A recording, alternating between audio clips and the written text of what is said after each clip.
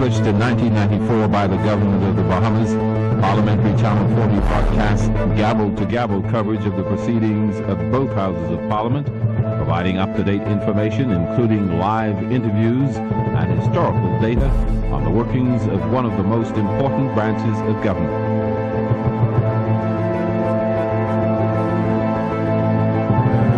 Welcome to the Parliamentary Channel's live coverage of the House of Assembly today.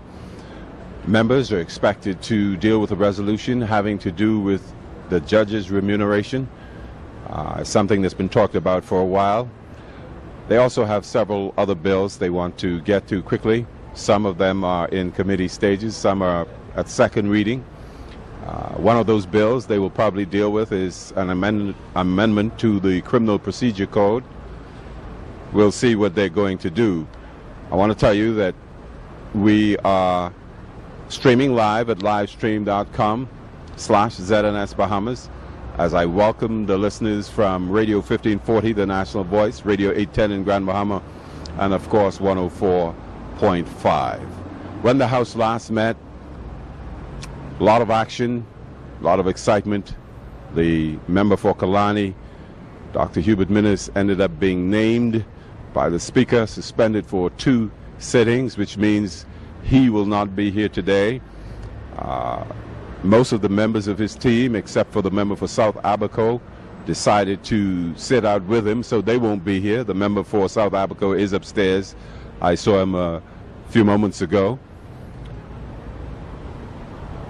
And so the government will again proceed with its agenda, and that includes, as I said, a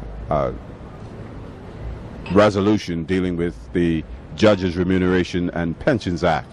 And among the bills they will deal with is a bill to amend the Criminal Procedure Code.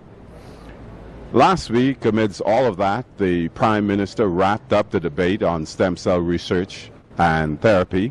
He also, along with the other members, they passed both of those bills, stem cell research and therapy, as well as the National Training Agency bill that was opened 2 or 3 weeks ago.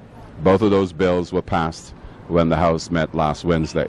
Prime Minister Christie, as I said, wrapped up debate on the stem cell research. We're going to let you hear some of that as members prepare for this morning's session. Let's listen to Mr. Christie last Wednesday as he was wrapping up debate on the stem cell research and therapy bill.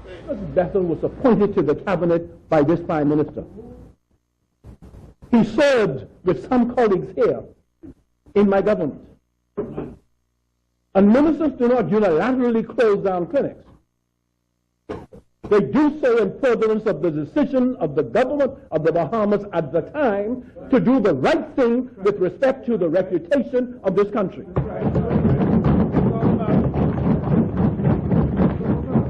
And let me take you further, sir. As my government desired a reputable jurisdiction, we stopped the work being done by Okeanos pending the establishment of a new legislative regime. And as proposals came in, we advised that all consideration was on hold pending the passage into law of new legislation. There was no rush. Instead, there was a deliberate, considered point of view that the importance of this and what we were doing was sufficiently or manifestly in the best interest of the country that we did not wish to make mistakes. Mr. Speaker, I recall saying to the Minister of Health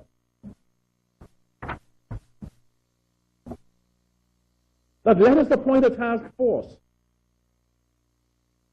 Let us put people who we regarded as reputable members of the profession, licensed and approved and certified. And we invited a Dr. Porter to take the chair. Up to that time, as a former Prime Minister, I had seen Dr. Porter and his partner, Condell Brown, and other partners he had in the provision of a cancer treatment center I had seen them become the only certified center outside of the United States by the American Cancer Association. I had seen them go into jurisdictions in the Caribbean. I had read of discussions they were having with other universities. I'd seen them go into Turks and Caicos, into Antigua, into St. Kitts. The governments were approving them.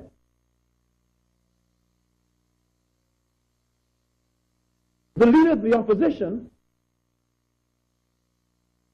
today even extended himself further by suggesting Dr. Porter was a big donor of the PLP in his press out there.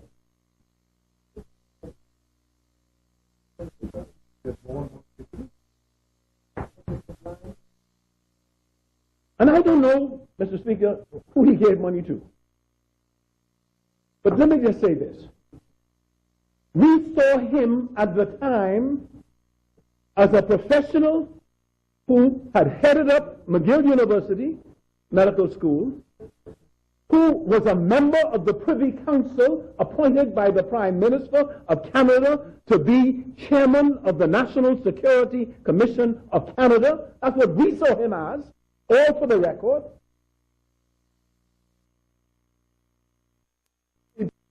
In the Bahamas, we saw him as someone who his fellow practitioners accepted as someone worthy of support.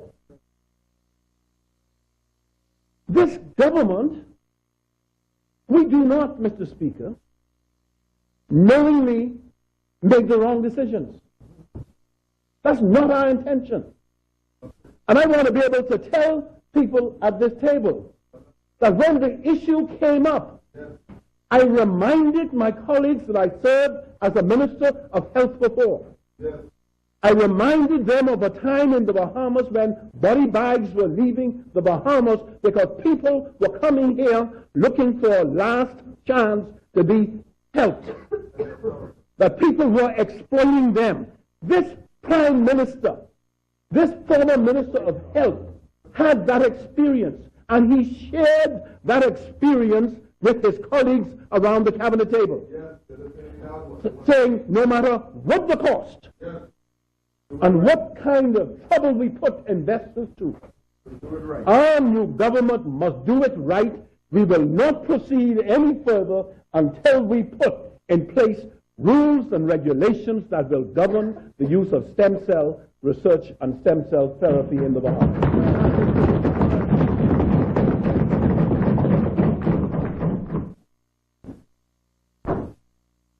The leader of the opposition decided to take the debate down the wrong road. He argued that the legislation was being passed for the benefit of a particular person living in the West. And I presume he's talking about Peter Nygaard. That's clear. And the proposition seemed to have been fueled by a tape of Nygaard claiming victory and that we won the country back in the presence of some of my colleagues.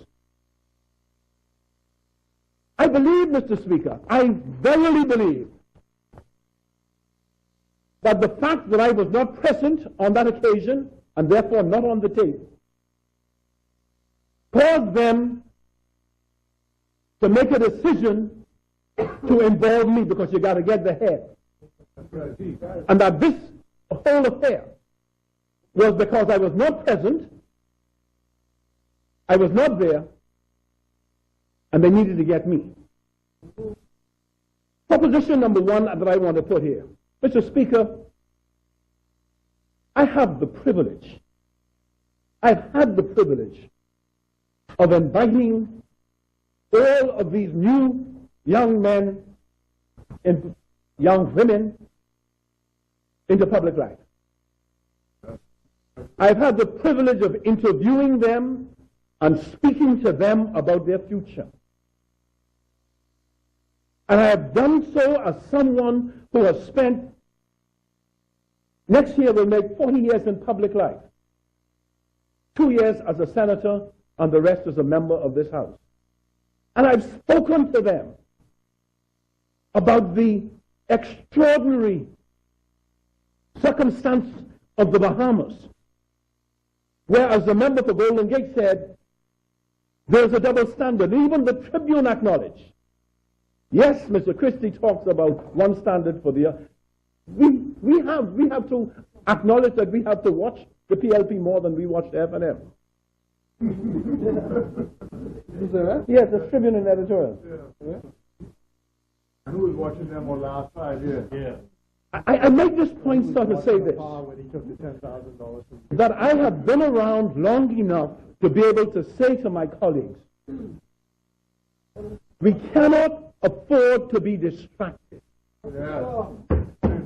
That the cost of victory is so incredibly exacting, because you have to recognize the impatience of people who elected you, their inability to accept the time, that we must be given time, and that everything is constantly moving. And that the job of the opposition is to disrupt that, to cause people to think of other things, to create this challenge that Christie is corrupt.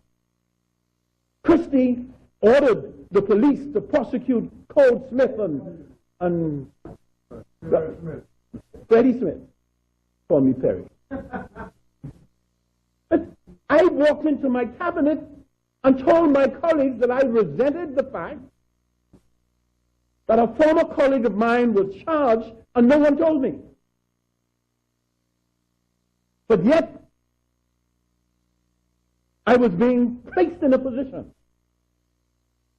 where, as Prime Minister, a learned QC was saying that I was manipulating the police force in that way. That is total disrespect, Mr. Speaker. Total disrespect. And if left alone, it causes people to have a jaundiced view of us. I want my colleagues to know that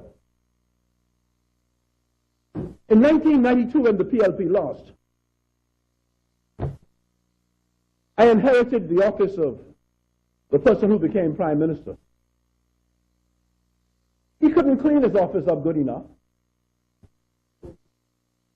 So there were papers that were left in place that allowed me to see what was going on.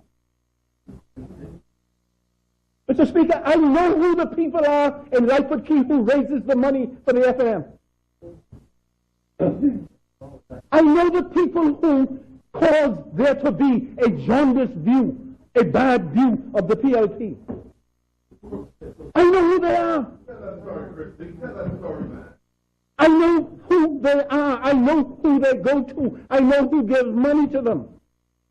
I've been around long enough to be able to find out in my own way, but also to see the evidence of it. And Mr. Speaker, we're going to have the opportunity to examine the recommendations of the Constitutional Commission.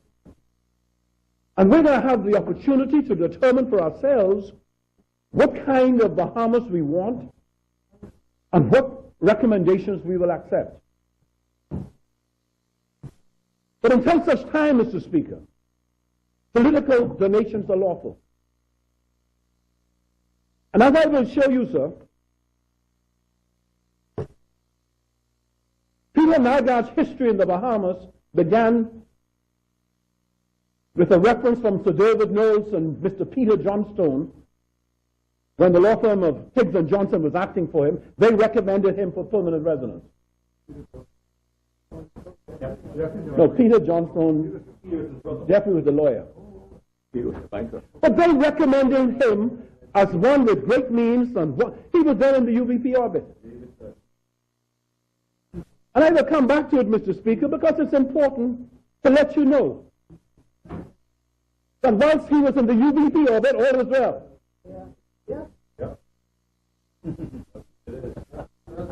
I don't get to know. I once took a delegation out to his house where they were having a party, and I saw the F&M ministers, they were in power. Minister of Tourism, member of Parliament for West End was with me. And I saw every major investor in the Bahamas there, Phil Kirshner and the rest of them, having fun. So all the women, and I tell the fellas, this ain't the place for us to be. Because I always knew what is the place for us to be and what not to be. I told them, let's leave. They're having a party. They're having fun. Once Peter Nygaard called me and he said, Mr. Christie, I have Robert De Niro coming to the Bahamas. He's a movie star.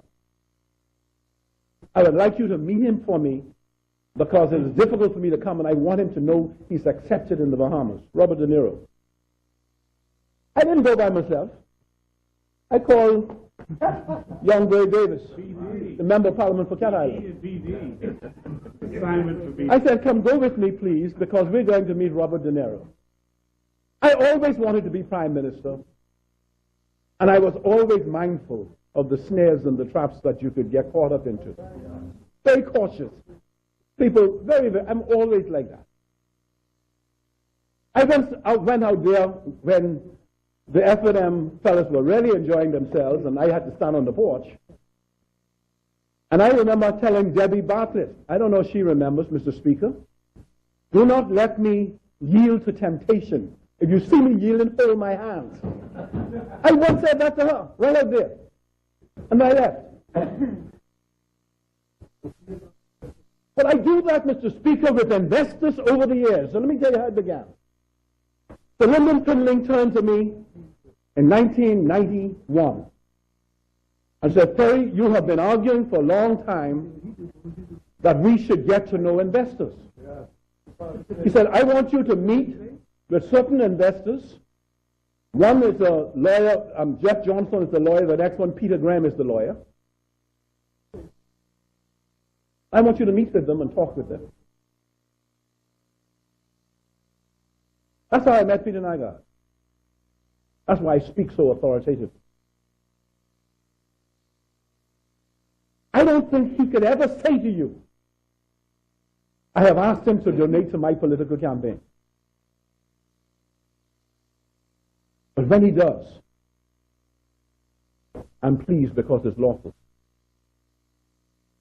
I've always told the press, whether it's about people who, Craig Krause and I went to school together, when we were children. His brother died, Arnold, and I went to the funeral. We were children together. I don't care what people say about the relationship I have with people. Once I do not cross the line in that relationship, do not have people have the wrong impression about it. But when it comes down to the laws of the Bahamas, confidentiality, I've taken a position, Mr. Speaker, that investors do not want me to say who they have donated to. And let me go further, sir. I have had in writing leading F&M personalities who have donated to the PLP cause and who have told me, I know you will exercise your discretion because I am not a supporter of your party and how you handle this. In one case, a very, very leading one said, because you are a good prime minister, a good man. That's what I say. This is no exaggeration. This is the Bahamas. This is the Bahamas. Do you know the enormity of the decision the member for South Africa made? Do you all recognize that?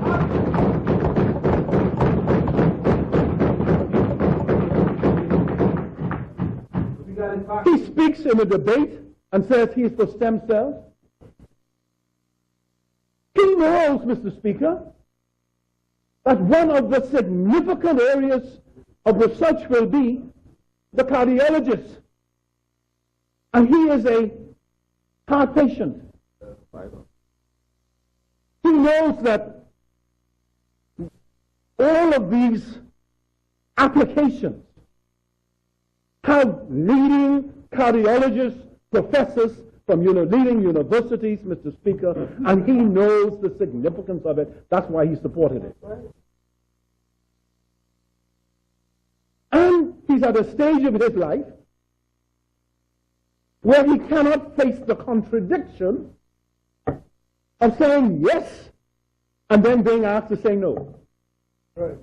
And I will take you step by step through the process of the application of Okeanos, and I will ask you step by step to tell me what's in the mind of a Minister of Health, a former Minister of Health, who would lead his ministry into making a decision of the kind he made without any regulations, any law, and even the most rudimentary test as to the fitness of an individual to invest in the Bahamas. Not even that.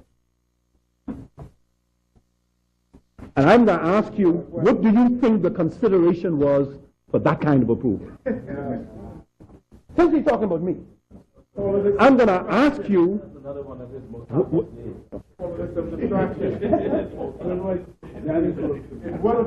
Mr. Speaker, I make as a proposition that the Ministry of Health approve Okeanos with no controls and levels of accountability in place, without the normal security and intelligence clearances, and that the way in which it was done leads to major questions as to why the usual investigations did not take place, and who was the person or persons benefiting from this process. A process that lacked transparency. And this was happening in 2010 and 2011. And even though he says, he puts the date, when I said NIGAR spoke to me, this was before, Mr. Speaker, NIGAR was even on the radar screen. He was dealing with, in 2010, Okeanos. I believe it puts a lie to the proposition that we're passing legislation for one group, when it is so obvious that the FNM gave a huge concession to an unregulated group who were connected to influential FNM professionals. And we needed legislation to regulate their operations in accordance with best practices. But this debate has become a debate over Peter Nygaard. The Right Honorable Perry Christie, last Wednesday, wrapping up debate on the stem cell research and therapy bill that was later passed here in the House of Assembly. Now, members are preparing for this morning's session. Let's join them in the House of Assembly.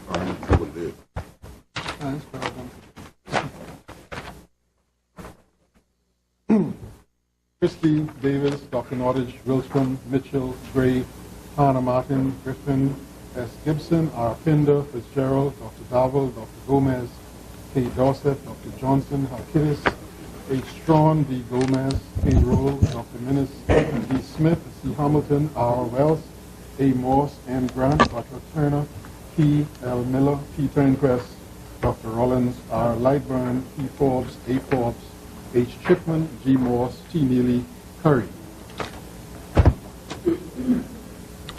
Thank you very much. Good morning, honorable members. Today is Monday, the 12th day of August in the year of our Lord 2013. I'd like to welcome you to this new sitting of this honorable House. Today, our intention is to complete a series of bills through third reading and a resolution debate as it relates to the judges' remuneration. Before we begin, just some brief announcements.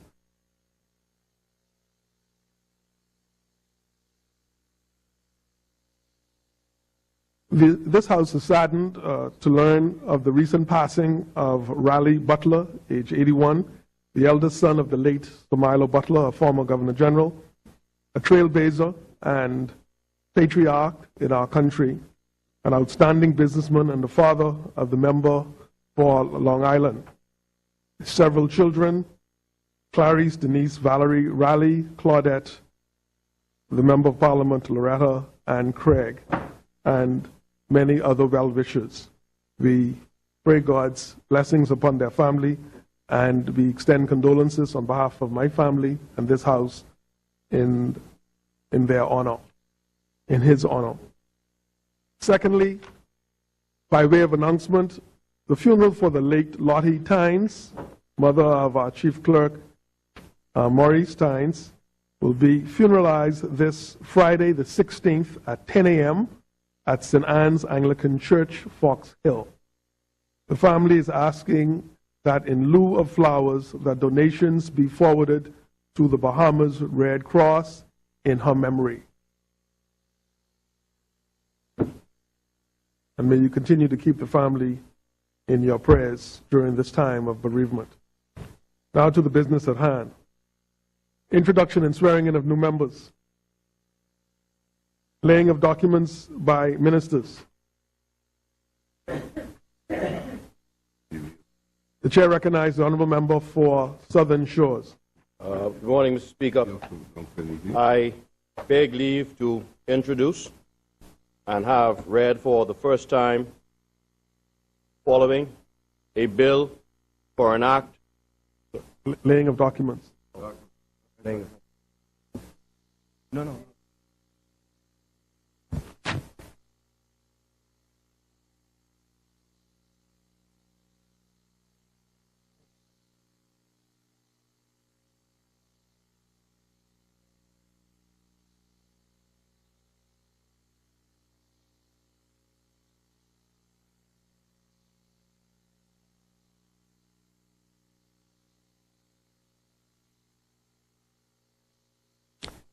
I beg leave to lay on the table of the House copies of the following: the Environmental Health Services Collection and Disposal of Waste Amendment Regulations 2013. Thank you, honorable member. Order that the documents be brought up.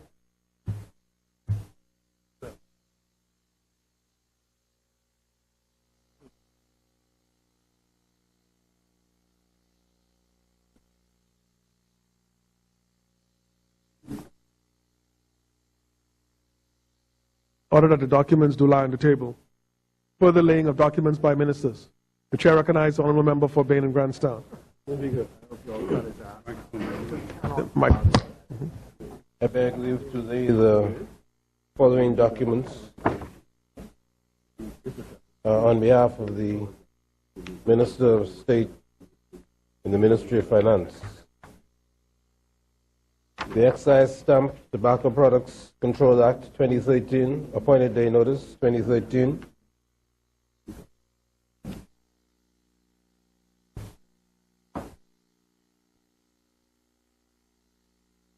The Bahamas Registered Stock Directions 2013, Bahamas Registered Stock 2020, 2024, 2027, 2029, 2031, 2033, and 2034.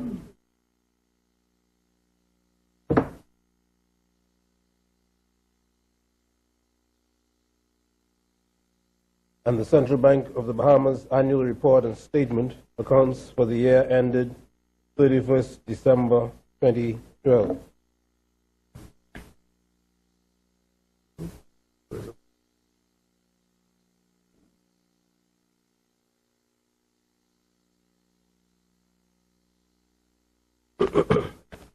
Thank you, Mr. Speaker. Thank you, honorable member. Order that the documents be brought up. And order that the documents do lie on the table. Further laying of documents by ministers. Statements and communication by ministers. The chair recognizes the honourable member for Fox Hill. Mr. Speaker, this has been put into the public domain in another forum, but I wish to read this into the record of the House with regard to the events in and about the detainees at the detention center here in New Providence. In light of the recent events relating to the detained Cuban nationals in the Bahamas, the government of the Bahamas wishes to clarify the position and explain the way forward. Firstly, we wish to point out that the government of the Bahamas continues to work with the United Nations High Commissioner for Refugees in processing asylum seekers and refugees in accordance with United Nations treaties, customary international law, and the laws of the Bahamas. It should be made very clear that the Bahamas government does not condone, incite, or support the cruel and inhumane treatment of any detainee in any facility in the Bahamas, and such treatment is not tolerated by any of its agencies. We are advised that officials of the United States have reviewed and are currently adjudicating the cases of 4 of the detainees to determine whether they can be accepted and resettled into the United States. In 3 of these cases, it appears that the detainees had previously been permanent residents of the United States of America, and the 4th case was deemed by the United Nations High Commissioner for Refugees to be eligible for residence in a third country. The asylum seekers are only temporarily detained in prison because they were engaged in disorderly and violent behavior at the detention center, and their removal from that facility was necessary both for their protection and the protection and safety of others at the detention center. The government of the Bahamas is prepared to release them forthwith if they are accepted by the United States or if a third country wishes to accept them. Meanwhile, they remain detained as indicated, although a Supreme Court justice is set to review the matter as a result of a habeas corpus application which was filed on their behalf. That application has been adjourned upon the request of their attorney to await the decision of the United States authorities.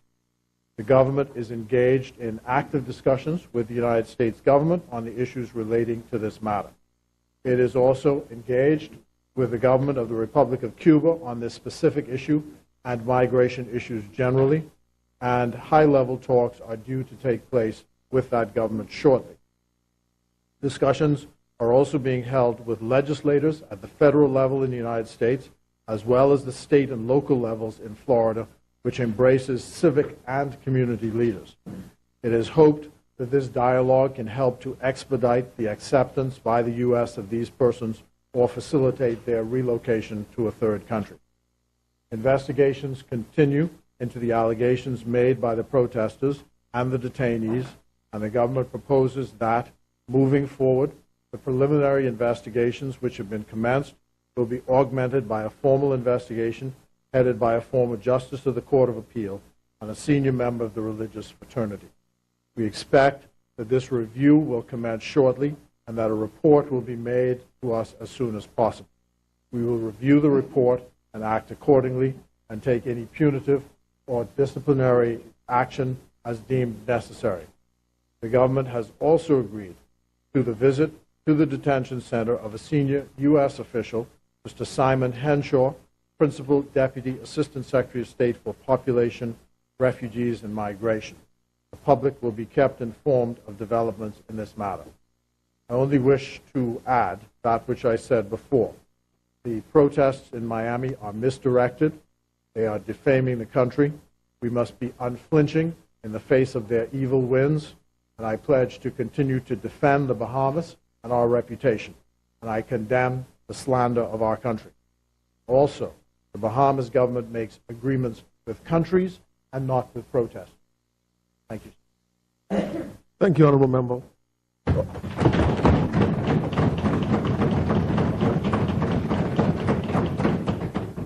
Order that the communication be brought up.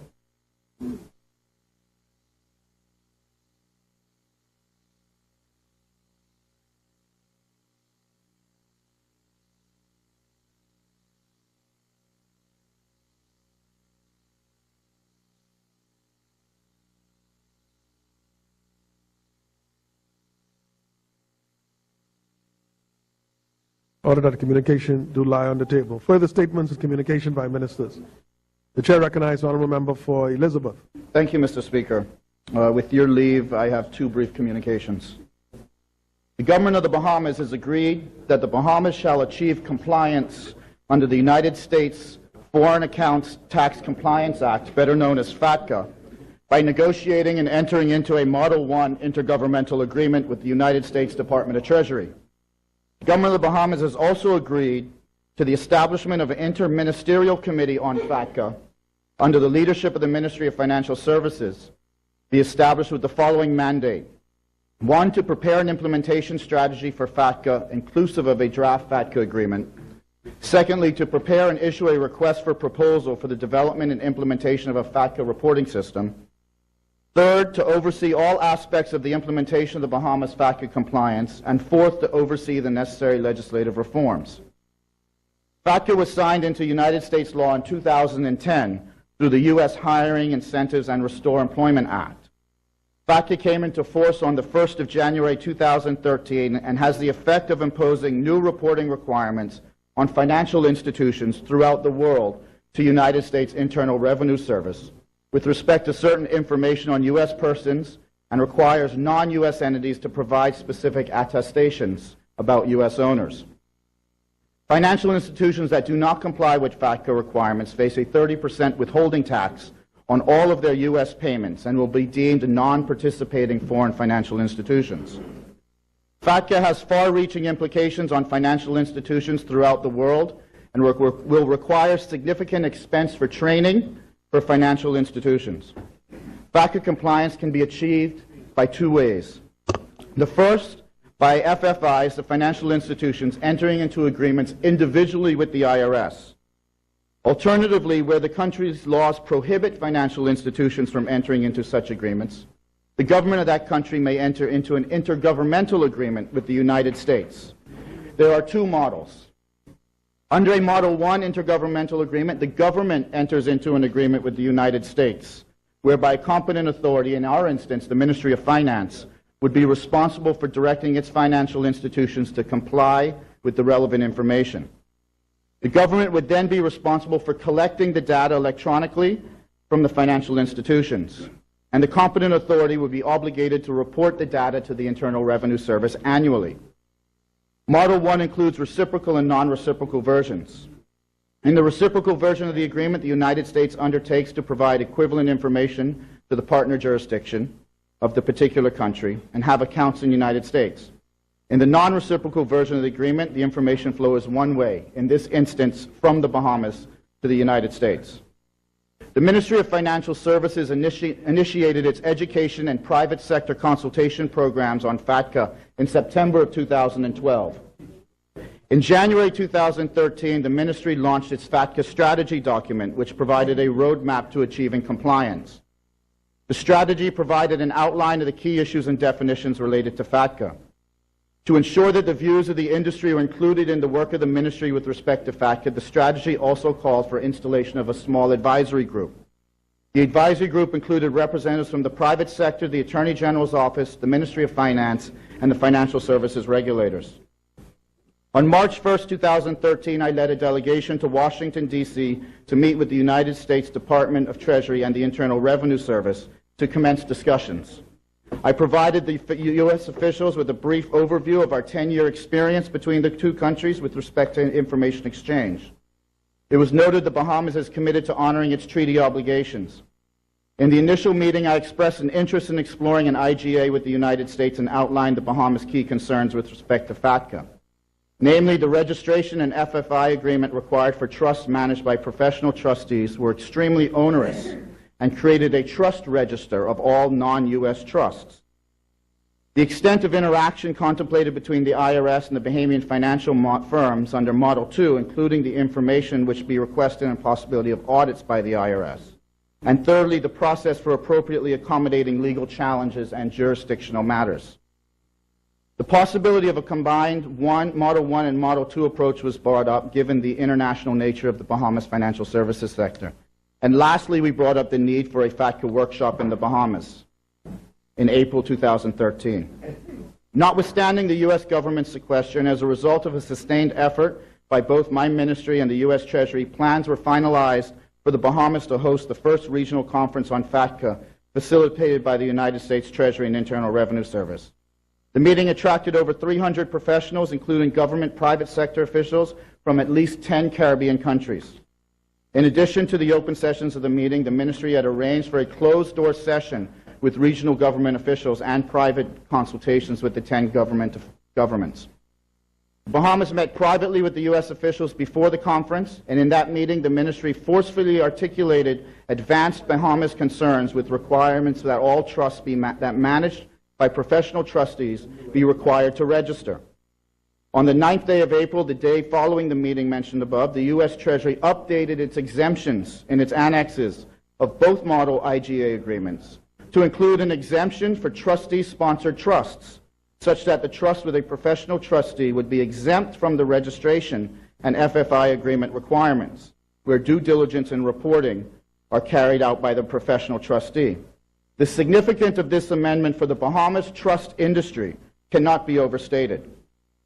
The Bahamas also met in further bilateral consultations with the United States. In those meetings, further exemptions were negotiated under the Model 1 agreement for private trust companies and certain master feeder structures under the sponsored deemed compliant categories. In coming to a recommendation for the Model IGA, my ministry considered the following factors. The model choice that would be achieved would achieve the greatest preferential treatment for key financial sector products, such as trusts and funds. The model which would result in the lowest registration, reporting, and other administrative burdens to Bahamian financial institutions. The cost for the government. Principal considerations related to precedent for the automatic exchange of tax information. The reporting, legal, and jurisdictional preferences for financial services industry. Based on the ministry's careful review of the FATCA regulations, the model intergovernmental agreements, consultations with the U.S. Treasury Department and the IRS, and consultations with the industry and government of the Bahamas, we decided that the Bahamas should adopt a Model 1 FATCA agreement without reciprocity, based on the following. The Model 1 agreement provides the greatest level of preferential treatment in terms of exemptions for key Bahamian products. The Model 1 should result in lower costs and reporting burdens to the private sector. And while Model 1 requires that a reporting infrastructure be developed within the competent authority, such an infrastructure may be necessary in the long run given international developments in tax cooperation. And additionally, the government has been advised that establishing such a reporting infrastructure should not be prohibitively expensive. And lastly, both agreements pierce the veil of confidentiality with the aim of facilitating tax compliance. However, the Model 1 provides the greatest control for the Bahamas government and its financial institutions over interactions between the IRS and the Bahamian financial institutions. And a Model 1 further ensures that the directives for FATCA compliance is based on Bahamian implementation law. Thank you, Mr. Speaker. Thank you, Honourable Member. Order that the communication be brought up.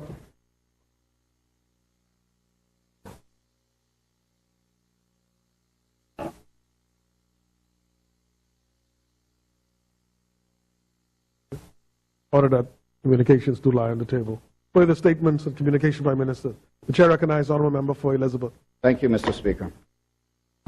The government of the Bahamas has approved the submission to the World Trade Organization Accession Division of the Bahamas' second Trade and Services Offer and the Bahamas' second Trade in Goods Offer.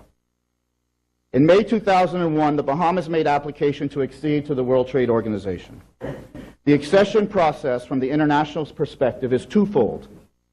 Firstly, there are multilateral assessments of our domestic regulatory framework and bilateral market access negotiations. Within the multilateral examinations, these are undertaken by a WTO working party comprised of member countries, of an acceding country's regulatory and legislative framework. This is to ensure the regulatory framework's compatibility with WTO agreements and principles. The examinations commence with a review of the country's Memorandum of Foreign Trade regime, which provides minute details of the acceding party's economy and its regulatory regime. The Bahamas Memorandum of Foreign Trade regime was submitted to the World Trade Organization in April of 2009. Working party meetings have been held in September of 2011 and June 2012, and the third working party meeting is anticipated to be held in November 2013. Bilateral negotiations are undertaken between an acceding country and its major WTO trading partners regarding access to its goods and services markets and the treatment of natural juridical persons of World Trade Organization members after access. The first trade in goods and services offers were made to the WTO in March of 2012. These offers were extremely conservative and did not reflect the existing levels of liberalization and were less liberal than the commitments under the Economic Partnership Agreement between CARIFORUM and the European Union and the National Investment Policy. The second services offer that we've just approved seeks to, 1, maintain by horizontal commitments the existing regulatory regimes regarding exchange control, National Economic Council, and Investment Board review and approval procedures, business license requirements, real property tax, and immigration requirements. Secondly, the second services offer seeks to reflect in the sector-specific commitments the level of liberalization which exists currently in tourism, financial services, manufacturing, and telecommunications. Thirdly, it seeks to align the WTO offer with certain commitments made under the EPA.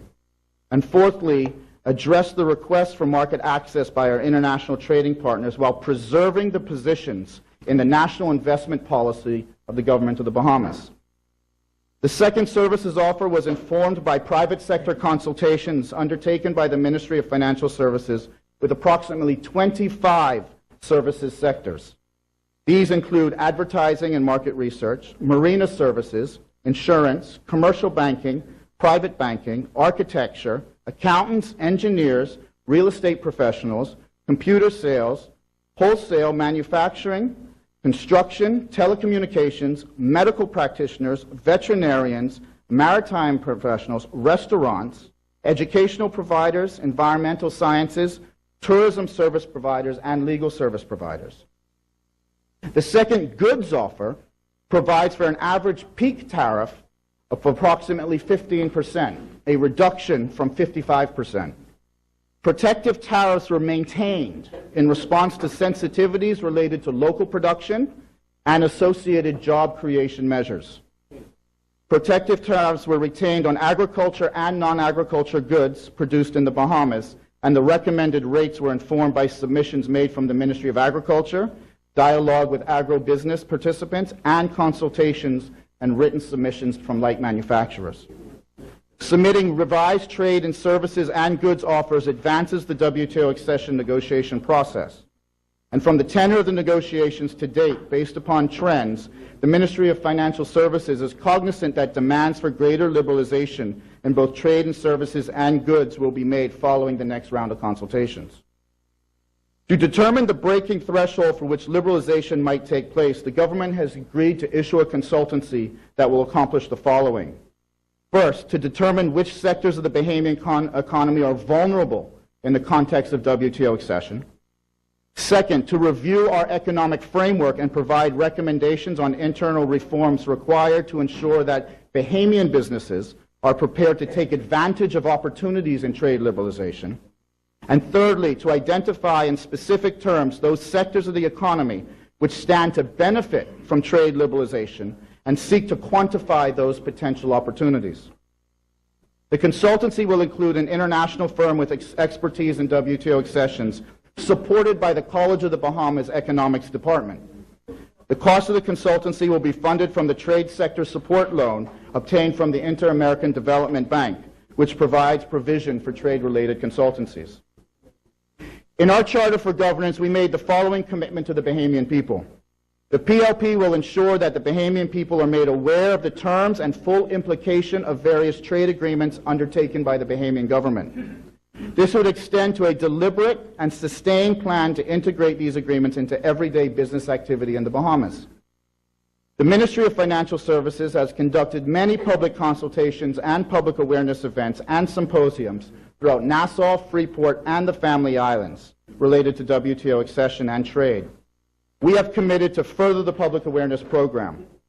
The Ministry of Financial Services is committed to launch a public awareness program utilizing television and radio programming.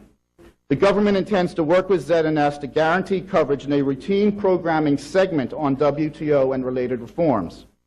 It is intended that different television programming will address different and unique aspects of the accession process.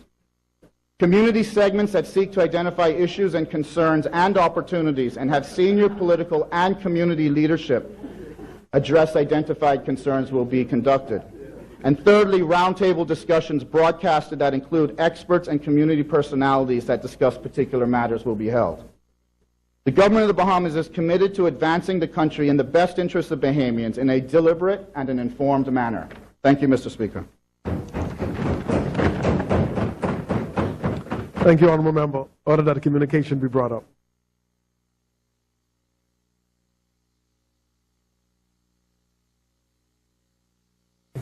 Order that the communication do lie on the table. Further statements and communication by ministers. The chair recognizes the right honourable member for Centerville. Thank you very much, Mr. Speaker. Mr. Speaker, on the agenda, there is a question asked by the leader of the opposition, Member of Parliament for Kalani, who is not here, nor is there anyone who is here on his behalf to ask me to respond to the question, but the fact that the question is on the agenda has been asked. There is no procedure to prevent me from answering, and I propose to answer, sir. The question is, would the Minister of Finance inform the House on the status of retired parliamentarians' pensions / gratuities? The answer by the Prime Minister and Minister of Finance. Mr. Speaker, the Treasury processes gratuities and pensions benefits upon receipt of the completed application request when received from the House of Assembly. The following retired parliamentarians apply for gratuities and pension benefits: Vincent Peete, Lawrence Cartwright, James Ingraham, Earl DeVoe, Alvin Smith, Alfred Sayers, Kenneth Ruffle, Cynthia Pratt, Dion Folks.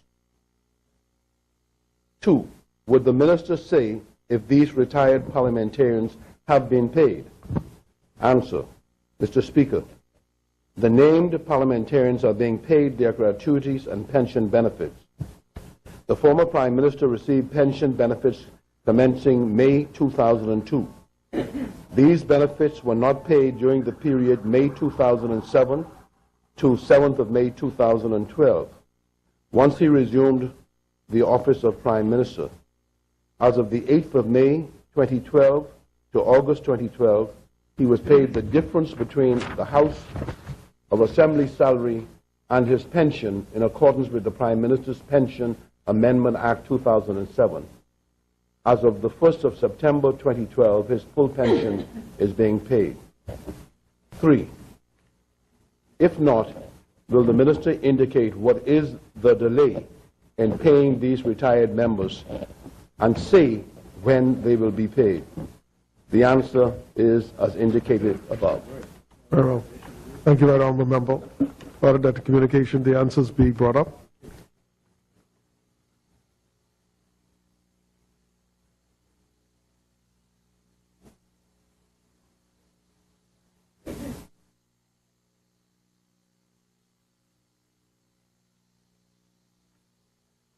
In order that the answers to the questions do lie on the table. Further statements, communication by ministers.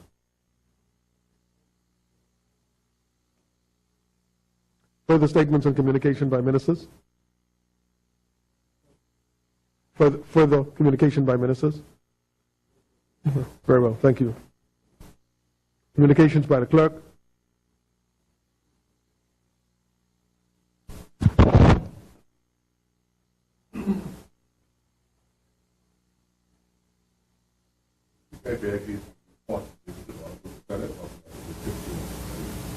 Very well. Thank you, Mr. Clerk. Messages from the Governor General. Messages from the Senate.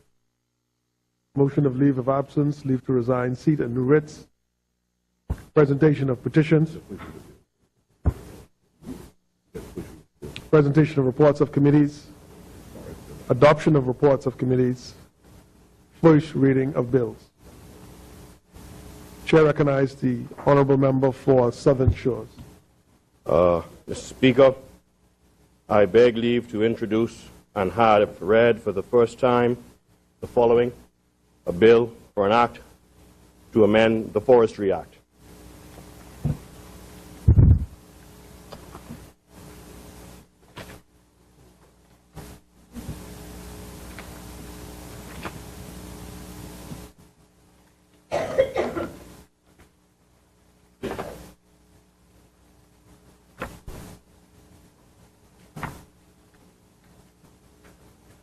Is there a second? Second. It has been moved and seconded that the following bill be introduced and read a first time: a bill for an act to amend the Forestry Act. As many are in favor will remain seated, and those opposed will stand. Ordered that the bill be read a first time. A bill for an act to amend the Forestry Act. For the first reading of bills. Second reading and committal of bills. The chair recognizes the honourable member for South and Central Eleuthero. If it pleases you, Mr. Speaker, I move for the passage of a number of bills. I will start with Bill number 40, a bill for an act, Bill number 39, a bill for an act to amend the International Business Companies Act.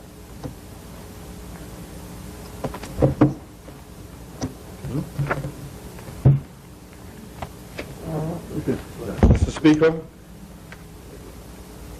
the purpose of this bill is to amend the Principal Act in order to clarify certain requirements of a segregated accounts company using an IBC as its vehicle of operation.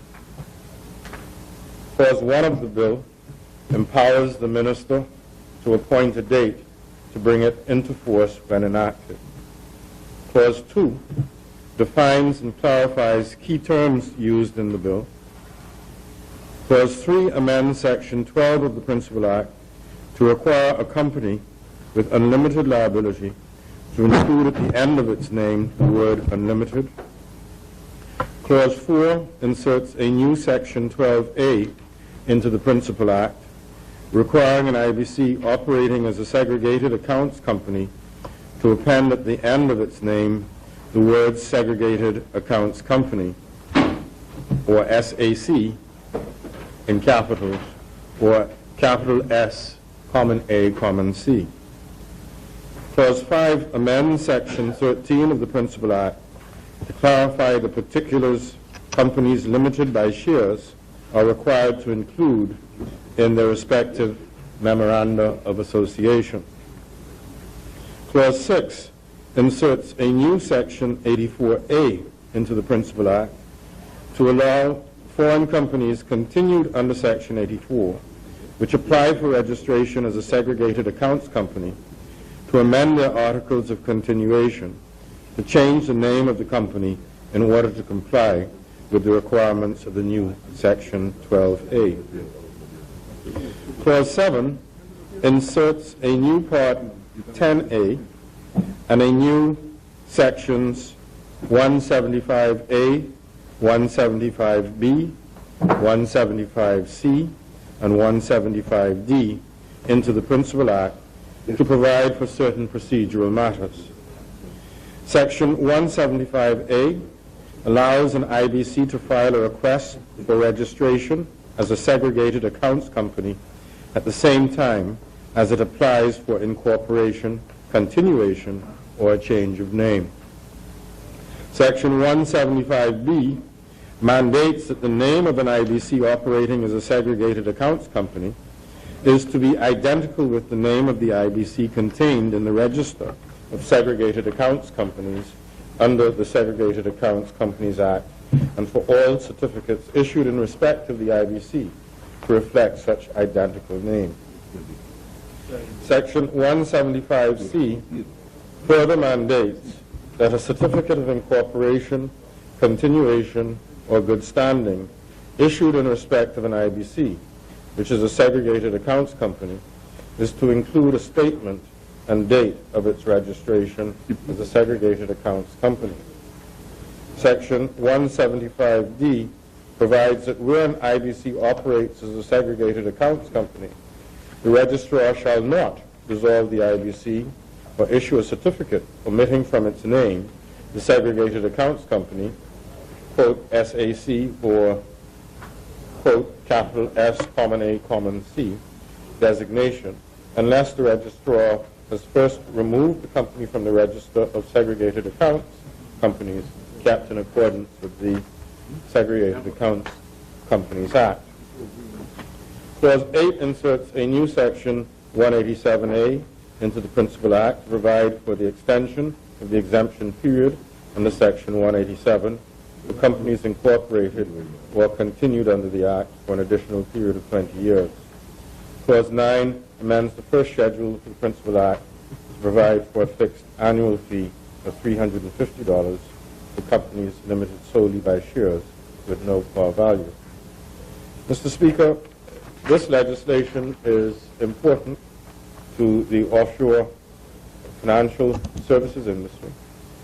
It marks part of our government's commitment to modernizing our laws and improving, by way of clarification and otherwise, the provisions of existing legislation to better put the Bahamas in the market for these types of services to be provided internationally.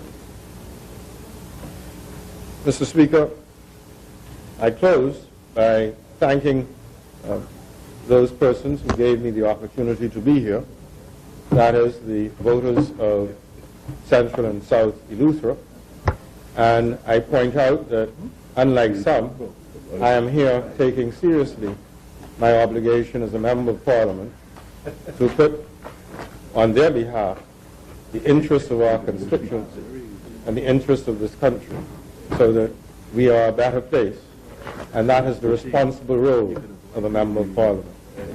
I so move this legislation. Thank you, Honourable Member. Is there a second?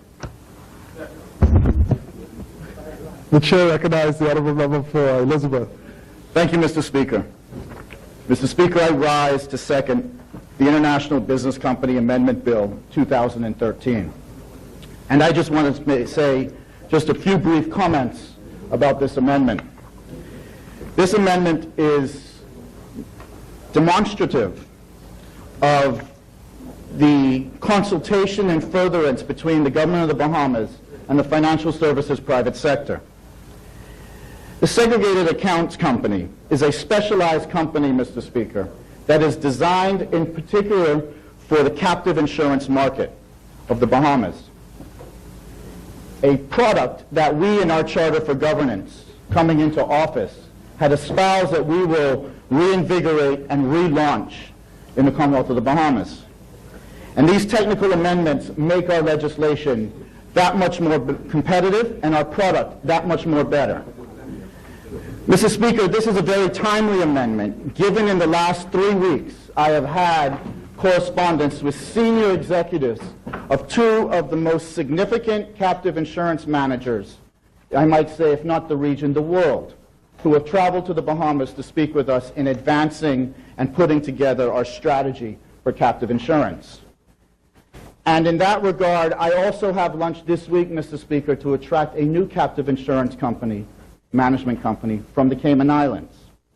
So in that regard, I rise to second this important amendment that makes our product more competitive, that makes our captive insurance industry really the framework to attract new business here to the Bahamas.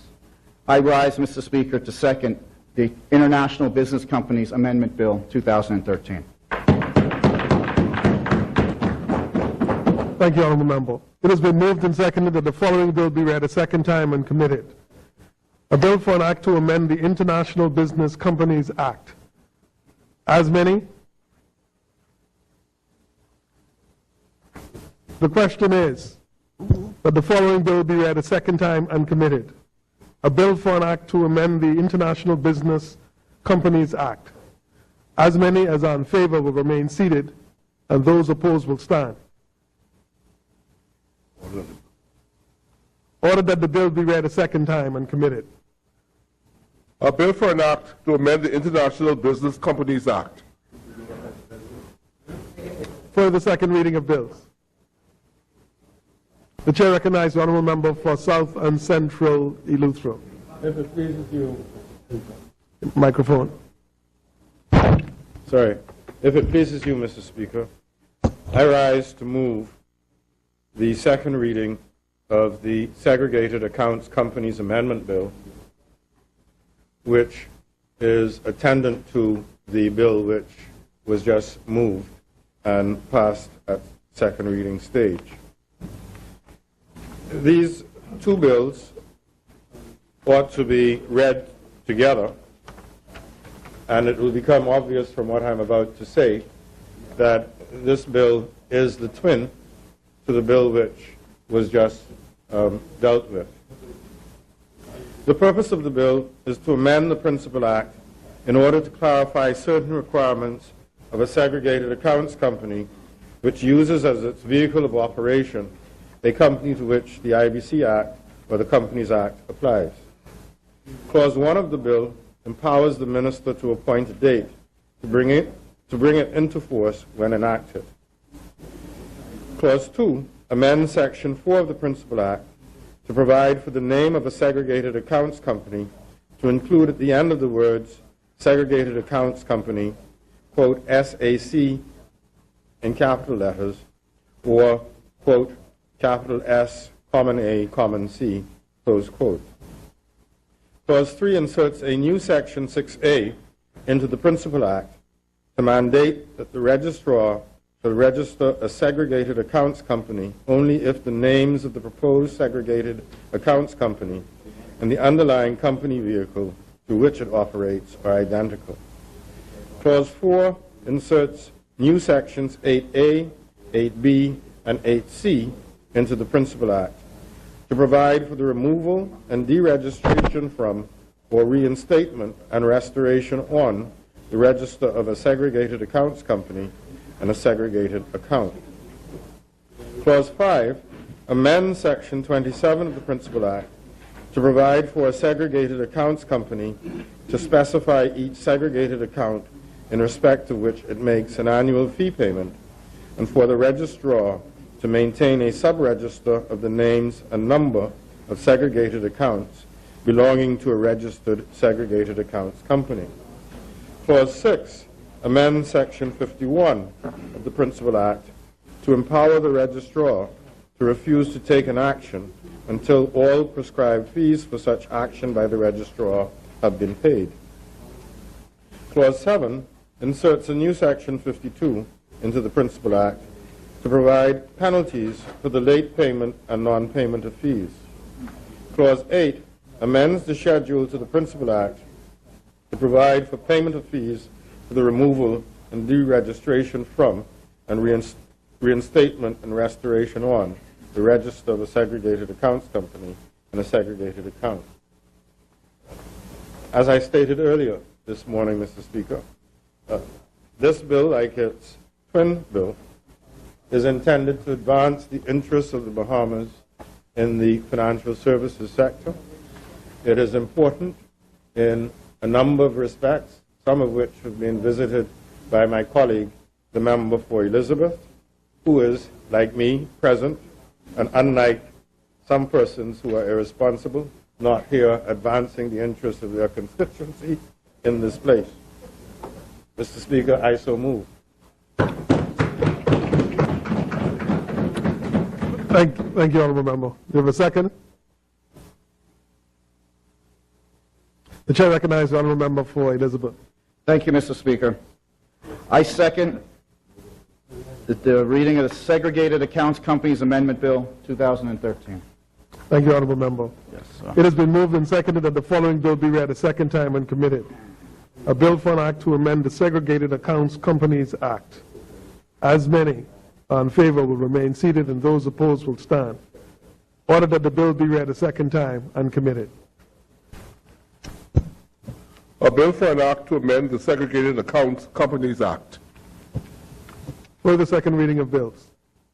The chair recognizes the honourable member for Central and South Eleuthera. Mr. Speaker, it is indeed my privilege and honor to rise again to move the second reading of the Criminal Procedure Code Amendment Bill of 2013. Sorry. Member, repeating that again. Mr. Speaker, it is my honor and privilege to rise again to move the second reading of the Criminal Procedure Code Amendment Bill 2013, which is listed as number 42 on the bills on the agenda. And Mr. Speaker, you will note the unwavering commitment of this administration to fight crime at every stage of its development, wherever it raises its head and wherever it affects Bahamians in our Commonwealth. To that end, Mr. Speaker, this bill and the other two bills which will be moved subsequently are intended to advance the cause of the fight against crime by strengthening our institutions' ability to deal with matters in a timely and effective manner. The purpose of this particular bill, Mr. Speaker, is that it seeks to make provision for the amendment of sections 2, 148, 204, and 258 of the Criminal Procedure Code. Clause 1 of this bill seeks to make provision for the short title and commencement of this bill when enacted. Clause 2 of the bill seeks to make provision for the amendment of Section 2 of the Principal Act by the insertion of a new definition of the defined term live television link.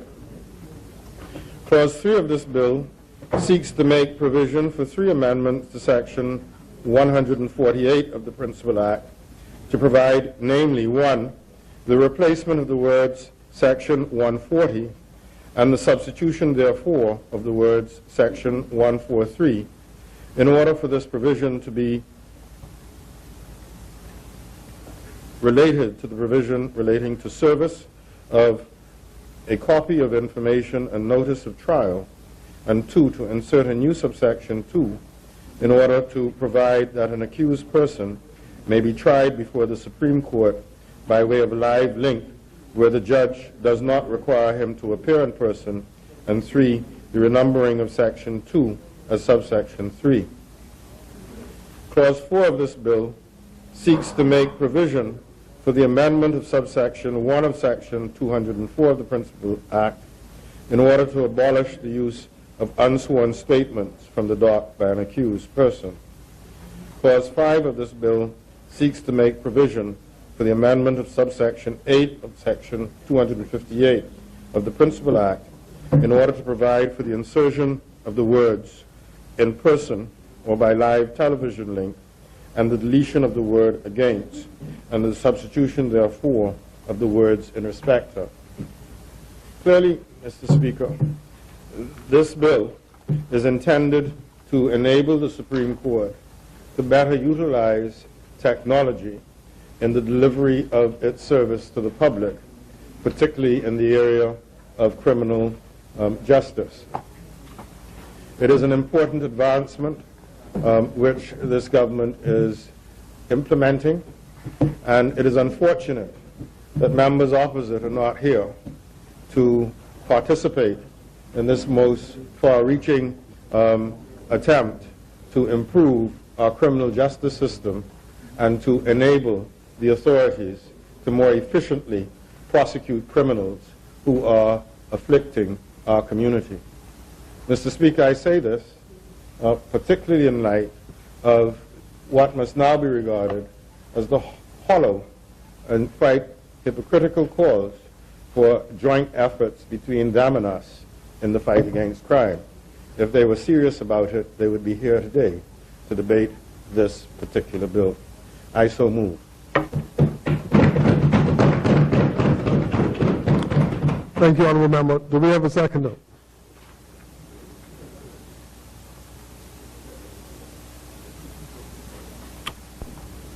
The Chair recognizes the Honourable Member for Cat Island, Wamki and San Salvador.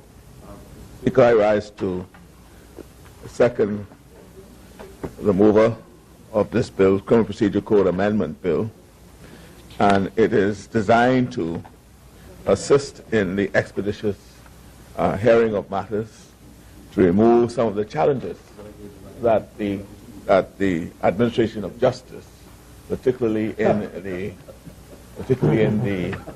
criminal justice, face on a daily basis. For example, persons who are on remand being able to come to court on time, the synergy of getting all these agencies in sync to ensure the smooth operations of the court. Many a judge has lamented the fact that often trials are not started on time because either prisoners are not brought up on time, and there could be, where those things are happening, you now have the opportunity, particularly in bail matters, where the liberty of the subject is at stake. We are now introducing television live link to assist and to alleviate the burdensome procedures and processes attendant to that.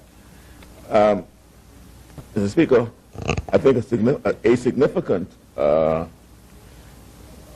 intervention that this amendment does is the removal of what is called the unsworn statement, the right of the accused person to elect not to go into a witness box and have what he says as to what has happened tested by cross-examination, either by the prosecution, a judge, or a jury member who may still have questions about what he's saying.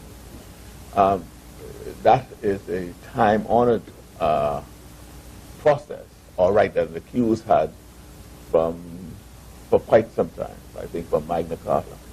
That is now being removed. This will not be the first jurisdiction to remove it. It's been removed from many jurisdictions many years ago. Because as it developed, as the law, as it relates to the giving of unsworn statement by an accused developed, the burden on, not so much the burden, but the directions that is required to be given to the jury on how that is to be treated, and all of how the jury ought to assess, weigh, what to take into account where the accused person has given an unsworn statement, truly, if we look at it, makes it nugatory. It almost neutralizes what the defendant may say or may have said. And so the modern approach today is to remove that right of the defendant and allow through cross-examination, and or if he wishes to go in the witness box and face and be tested as to what his defense might be. And so now the only thing I note is that this deals with section as 204 of the Criminal Procedure Code that is being amended in that regard, and perhaps we may want to add 170, section 170 as well, which relates to the Supreme Court and the Magistrates Court. 204 relates to trials before Magistrates Court, and I think we should elevate it as well to the Supreme Court so that we can perhaps consider adding section 170. Oh, okay, fine. I understand I overlooked that there's a previous enactment recently there. Okay, good. Right. And with that, Mr. Speaker, I second the Criminal Procedure Code Amendment Bill 2013. Thank you, Honourable Member. It has been moved and seconded that the following bill be read a second time and committed. A bill for an act to amend the Criminal Procedure Code Act to provide for the use of live television link in criminal proceedings and to abolish the use of unsworn statements from the dock by accused persons in the magistrate's court. As many, the chair recognizes the Honourable Member for Tall Pines. Thank you, Mr. Speaker. Speaker, I just want to say a few words on the amendment to this act, particularly Section 4 of Section 204 of the Principal Act, Mr. Speaker. Speaker, let me say how happy I am to congratulate the government, Mr. Speaker, on making these amendments that I believe is so necessary to the clear rule of justice in the Bahamas, Mr. Speaker, because for so long you have, I guess you can perceive them to be criminals or hardened killers, Mr. Speaker, who would sit and give testimony without a sworn statement. They can't be cross-examined by the lawyers for the deceased. And I think it's a travesty of justice that has taken place for so long, Mr. Speaker. It is a total disgrace that has gone on for so long. I'm happy that the government is now making those amendments that I think would touch the lives of many Bahamians, because all you're looking for in this country, in any country, is justice. And when justice is denied a human being, it is very disheartening, it's very painful, very, very painful. I can remember vividly, Mr. Speaker, just the recent case with the Marco Archer situation, where I thought that the lawyer who defended him was a total disgrace against not only the bar, but against humanity in this country, for the foolishness that took place in that trial. And, you know, you saw the contempt that this man who's now been found guilty by his peers, when on Wednesday of the week before last, he said that he had to leave the courtroom because he didn't want the people, he didn't want to hear the lies that they were going to tell on him. Friday, when they found him guilty, he spat in the face of one of the jurors, and then he warned him he was going to kill all of the MFs that was on the jury. This is the same guy who Wednesday was, you know, the nicest guy in the world, that he couldn't stand to hear people lie on him. But when his peers found him guilty, then the real person came out. And I am very happy that the government saw fit to make this amendment. I think it's going to go a long way in giving justice to all of those persons who are desirous of having a fair trial and having justice, especially for their loved one whose lives would have been taken by some murderer, Mr. Speaker. Speaker, I'll also like to ask the government to consider the possibility, in some cases, and the Marco case, which I think was a good demonstration of probably what needs to be done, is done in different jurisdictions around the world, by having a three-man jury, that is, a three-judge jury, that can look at some of these murder cases. Number one, to speed up justice, because you have a lot of lawyers who showboat about in the Bahamas. They like to get headlines in the newspaper because they want to track the other killers to come to them. It's all about money. I'm convinced of that. It's nothing about money, getting the next client to come to them. So they would prolong these cases tirelessly to the detriment of the family members and the public at large. And perhaps the government may wish to consider having a three-judge panel to hear these heinous cases of murder, so that the cases would go much quicker, so that the lawyers wouldn't be there showboating, and where the pressure on the jury pool would not be as severe as it is, because in many cases, jurors are threatened, Mr. Speaker. And in one case, if you remember years ago, one juror was killed by these killers out there. And I think I would just like for the government to consider on behalf of all Bahamians whether or not it's not time for us to have a three-man or three-woman, however it is, a three-woman judge panel decide on some of the cases in this country. Thank you, Mr. Speaker.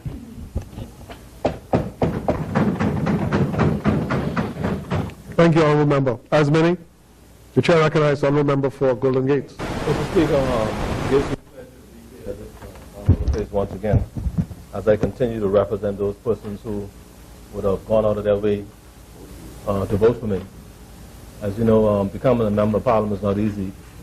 Individuals sacrifice a lot of time, in some instances spending hours out there in blistering heat, just to make sure that they're able to vote for us, to have us come here and represent their views, not only on issues facing them in the constituency, but on important issues facing the entire country. And so I don't take this position lightly. It's unfortunate that members of the side opposite decided not to come and take their rightful position, where they're able to come in here and discuss the business of the people that they were elected to do. And so I just want to say that I cry shame on them. When we look at what's happening in the country, crime is a major problem in the country today. And there are a number of things that we're doing to try and see how we could bring relief to the entire situation. And one of the things we find out is that persons are very intimidated by being upfront and being public and testifying and taking part in these criminal proceedings. And so when you find ways to try and mitigate these situations, it's important for us to come to Parliament and to introduce legislation that would encourage individuals to be a part of the entire process. And so, Mr. Speaker, I hope that the members of the side offices listening to me wherever they are, and hopefully their constituents will get on Facebook, social media, and let them know exactly how they feel about them not being present here today for this very important piece of legislation. One of the things that we also doing, Mr. Speaker, is we have already just about completed the process of finishing the building next to the Ministry of Works, where the Attorney General office is supposed to be relocated to. We understand that we need to have these lawyers comfortable in a safe environment. And as you know, the post office has been experiencing some problems for some time, where large pieces of concrete have fallen down periodically. We have a huge problem with mold in the building. And so when we came to office, initially the Ministry of Tourism was supposed to be relocated in that building, and we thought it was more appropriate to put the Attorney General office there. I think we have about 48,000 square feet of space in that building, and the electrical work is 100% completed. They're now putting in some security measures, finishing off a couple on data drops for telephone and data services, and then the Attorney General office hopefully should be relocated there. It will definitely be before the end of the year. We're trying to shoot for sometime during September, Mr. Speaker, but as you know, there are a number of delays that we always experience during these times. And so it gives me great pleasure to support this landmark piece of amendment legislation. And I look forward, Mr. Speaker, to the side officers coming here in this place and doing the job. And Mr. Speaker, you know, I would hope that just as they withdrew themselves from being a part of this legislative process today, I would hope that they would each individually write checks back to the public treasury, reimbursing the treasury for not reporting to work these couple of days. As you know, we hold all employees of the government in the Bahamas accountable, and when employees don't show up to work, they're not compensated. And so I'd expect, Mr. Speaker, for these honorable men and women to do the honorable thing, and when they come back, they enter these chambers with a check in their hands, Mr. Speaker, and now reimbursing the treasury for time I had off. That's a good point, Mr. Speaker, thank you very much. Thank you. Thank you, honourable member. As many? The chair recognizes the honourable member for Bain and Grandstand. Mr. Speaker, this amendment to the Criminal Procedure Code is part of a strategy that we are adopting, Mr. Speaker, to deal with cases efficiently in a timely basis, to enable the huge backlog that is built up over the many years of cases that have not been heard, which has contributed to the very large number of persons, young persons who are in prison, Mr. Speaker, whose cases have not been heard. But much more importantly, to sustain and maintain reduction in crime generally in the country, and so that we can place more of our resources on the prevention of crime, Mr. Speaker, in our country. Mr. Speaker, from the time I became minister, I have had hundreds, if not thousands, of correspondences with a very wide variety of people, from the academics to the politicals to the average man on the street. And one of the things that we cannot deny is that there continues to be fear of crime in our country, fear of violent crime in our country. Although when we look at it, Mr. Speaker, we can see where most of it is coming from. The fact of the matter is, unless and until we can reduce the fear of crime, people will continue to feel unsafe. Mr. Speaker, in this regard, we have employed several persons who are not police officers or traditional law enforcement officers, but persons who are assisting us in developing some concepts which were included in our Charter for Governance, Mr. Speaker, where we use persons who themselves have been either victims of crime or perpetrators of crime, but reformed nevertheless, to assist us in getting into communities, Mr. Speaker, engaging the young persons, Mr. Speaker, determining what their problems are, to see how we can help them. Violence breakers, Mr. Speaker, part of our strategy includes what we call Operation Ceasefire. And therein, Mr. Speaker, what we intend to do is to hire or engage some persons who are reformed offenders to assist us in identifying young people who are potential offenders, Mr. Speaker, to prevent them from getting involved in crime or to assist them in reforming themselves so that we can have a reduction in crime in our communities. Mr. Speaker, we have many communities in this town. All of us know where they are, where the hot spots are, where the majority of violent crime appears to occur. The government has, since it won the election last year, concentrated on effecting through the police saturation patrols in many of these communities. The aim being, Mr. Speaker, to saturate the area with police officers and other law enforcement agents who, by their presence and by their intelligence gathering, Mr. Speaker, can make a positive impact on crime reduction. The government has purchased 30 cars in its first year and has at present intends to purchase another 30 to 50 cars to assist in this strategy, Mr. Speaker.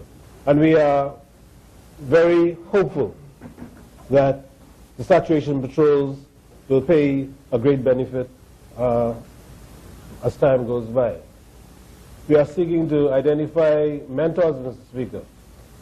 We're looking for 50 Bahamians, preferably male Bahamians, who are themselves from these hotspot communities and who have, through their discipline, through their experiences, pulled themselves up by their bootstraps and can now be viewed by members of the communities from which they emerged as successful, honest, law-abiding, Mr. Speaker. And as we introduce these new strategies, we expect them to have a significant beneficial effect. Indeed, Mr. Speaker, next week, I think it's the 22nd of August, we are planning to have what I call a listening forum, where those people who have been writing to me all these months will get an opportunity to come to a forum which is being held for them to present to us, the law enforcement agents, their ideas on what we can do, or their opinions on what we are doing, Mr. Speaker, and hopefully from that we'll gather sufficient information to being able to get some assurance that the policies that we have are seen and understood by the communities, and we can engage their assistance. But not only that, but any ideas that they may have, which they think will work, we will listen to and see the extent to which we can involve them in our policies. Mr. Speaker, on this occasion, we are not going to have very much to say at all. We're going to sit and listen. We're going to have the police commissioner there, the commandant of the defense force there, the superintendent of a magistrate's prison there, the director of the National Intelligence Agency there, the head of immigration there, Mr. Speaker, the head of customs there, all of these persons who in their own daily work are focused on preventing crime, detecting crime, prosecuting criminals, and of course, where they are found to be guilty, to punishment. But our desire is to reduce the need for punishment by increasing the prevention of crime, Mr. Speaker. Not only that, while this policy which is being turned into law today is important, there are other things that we have to do. For example, Mr. Speaker, too many of our young people engage in use of drugs. Too many of them are found with portions of drugs sufficient to cause them to be charged with possession with intent to supply. Too many of them end up in Foxhill Prison, Mr. Speaker. And so we are examining, for example, the introduction of a new strategy, that is the introduction of drug treatment courts, where young people who are found in possession of small amounts of drugs may be funneled into a court system which is supported by lawyers, by judges, by social workers, by counselors, by psychologists, and rather than putting them behind bars, putting them in a program for a minimum period of 1 year, which enables them to be monitored, to achieve skills training so that they are equipped to work in our economy, Mr. Speaker. And we believe that having examined the success of these drug treatment courts in Canada and Jamaica, in Trinidad and other places, that this can help us enormously to find those young persons who can be reformed and put them in a system where they will be reformed, providing community service, getting skills, being monitored for their use and abuse of drugs, and hopefully returning them to the straight and narrow. These are only but a few of the things that we are doing. But what we would like the public to know is that as we introduce these new policies, we want to include among our new policies their ideas. So we want to hear from them what they have to say. 22nd of August at St. Joseph's Community Center in Boyd Road, Mr. Speaker. All of the persons involved in the administration of law enforcement will be there to hear what they have to say. And we want the public to come to be constructive and to help us by understanding the strategies which we are introducing, and of course by giving us their thoughts. Mr. Speaker, these are but a few of the strategies that are going to be introduced in the very near future as we continue to pursue the downward trend in crime in our country. While the trend is downward, it is not satisfying to me. We have a lot of work to do, but we cannot do it by ourselves. The ministry cannot do it by itself. The police cannot do it by themselves, Mr. Speaker. And in this regard, I want to congratulate those officers and civilians who are involved in the Urban Renewal 2.0 program, because in every community where that program is being operating, there has been a successful relationship developed between program workers and the public. We are seeking and finding the problems which are being faced by the elderly and by the youth. Yes. There's an improvement in intelligence gathering by the police as a result of the assistance that they give to these communities, Mr. Speaker. And this is an important strategy in the government's long-term plans for crime reduction, sustainable crime reduction throughout the Bahama Islands. Mr. Speaker, I want to congratulate those persons who are involved in the urban renewal program and encourage them to continue doing the work they were doing. On the weekend, we saw what's going on in Grand Bahama, where we saw the Minister for Grand Bahama along with the coordinator of the program in the Northern Bahamas apparently having a successful intervention between the communities and themselves. And Mr. Speaker, this is a crime prevention strategy which is working. And so, Mr. Speaker, not to take up any more time, there are two additional acts which I think will assist this, the Evidence Act, which I'm sure will be moved soon, and the Supreme Court Act, where the decision has been made. We haven't gotten as far as the member for Tall Pines was like thinking about 3-judge panels, not yet. But what we are doing is thinking about increasing the number of judges, the number of prosecutors, some public defenders, so that we can provide more court time in order to deal with more cases at the same time.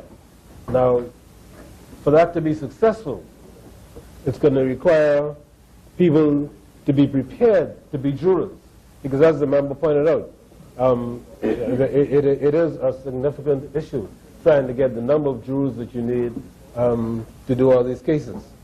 And another matter that he brought up, which we are paying very strict attention to, is this question of victims being threatened by accused criminals, and more importantly by incarcerated criminals, some of whom are actually in the prison, Mr. Speaker, and they are issuing threats against law-abiding citizens and witnesses and intimidating them. And this has a significant effect on our ability to successfully prosecute many cases, Mr. Speaker. But the police are working arduously to counteract this kind of activity. In the prison, for example, we've been trying out for the past several weeks a cell blocker system, because there are criminals who get cell phones in the prison, Mr. Speaker, and will be calling people up threatening them on the cell phone from the prison. Well, we've now got a mechanism to prevent that, Mr. Speaker. Yes. And it's important that people know that and understand that. There are some other issues involved there that I will deal with at a future date. But, Mr. Speaker, we are aware of what the issues are. We are strategizing. We are targeting the issues, targeting the offenders, improving the systems, you know, of all of the recent developments. The latest that we are expecting to get assistance from is the CCTV program in New Providence. Had a meeting with the various providers last week, and we are seeking to get over all of the obstacles so that we can get that system working as soon as possible. But, Mr. Speaker, we work hard. I don't want to go into anger basis today, because that's one that is a challenge. But we will meet all challenges and try to overcome them successfully. Thank you, Mr. Speaker. Thank you, Honourable Member. As many. The question is that the following bill be read a second time and committed. A bill for an act to amend the Criminal Procedure Code Act to provide for the use of live television link in criminal proceedings and to abolish the use of unsworn statements from the dock by accused persons in the magistrate court. As many as are in favor will remain seated, and those opposed will stand. order that the bill be read a second time and committed. A bill for an act to amend the Criminal Procedure Code Act to provide for the use of live television link in criminal proceedings and to abolish the use of unsworn statements from the dock by accused persons in the magistrate's court. For the second reading of bills. The chair recognizes the honourable member for Central and South Eleuthera. Mr. Speaker, I rise again. Your microphone, member. Sorry, Shane, the cotton thing that. You can hear me, Mr. Speaker? Thank you. I rise again, Mr. Speaker, to move the second reading of the Supreme Court, the evidence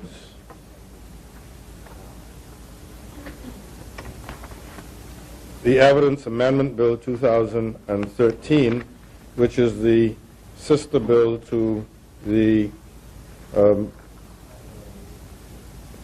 Criminal Procedure Amendment Bill, which we have just debated.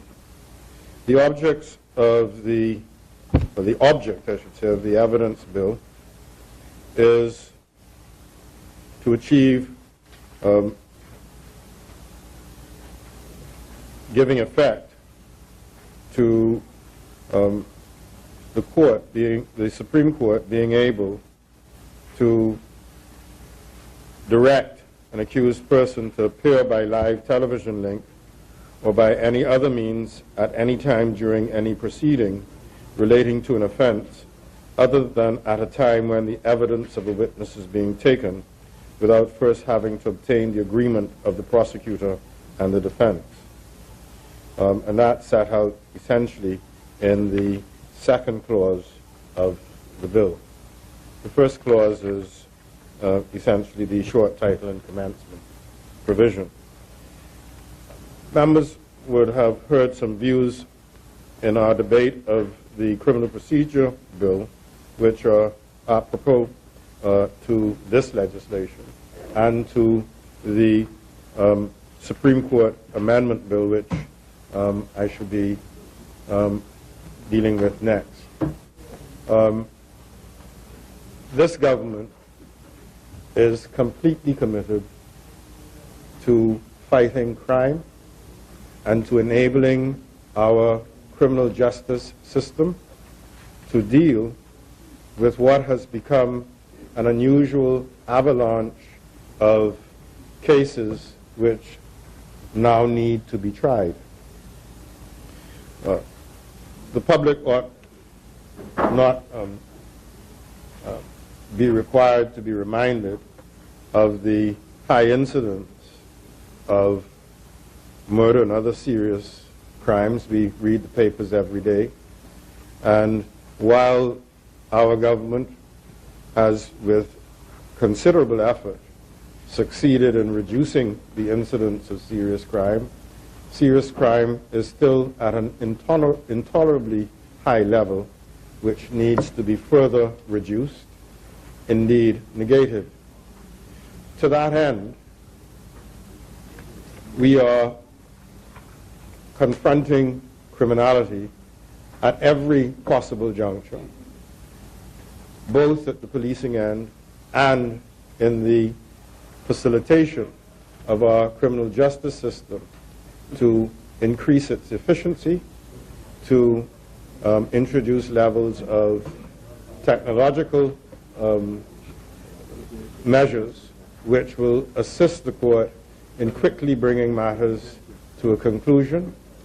And by that route, it is intended for us to achieve the situation in which our citizens can at long last feel comfortable that they can live in this community without fear of criminality and without fear of serious crime.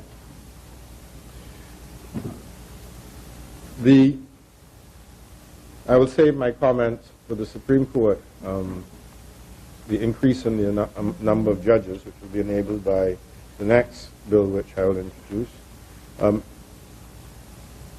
Tall Pines had indicated a suggestion as to how to further speed up matters. You will recall, Mr. Speaker, that there was a report of the Constitutional Commission which outlined a number of suggestions in its report, one of which was the introduction of an amendment to Article 20 of the Constitution to enable the court from time to time not to proceed by way of jury trial in criminal matters. At present, that is impossible. And for that reason, the government is unable at this time to do what Tall Pines is suggesting. And I'm not saying that what you're suggesting does not have merit. It is just that we are confined in our powers by the Constitution of the Commonwealth of the Bahamas, which guarantees the right to trial by jury at this time.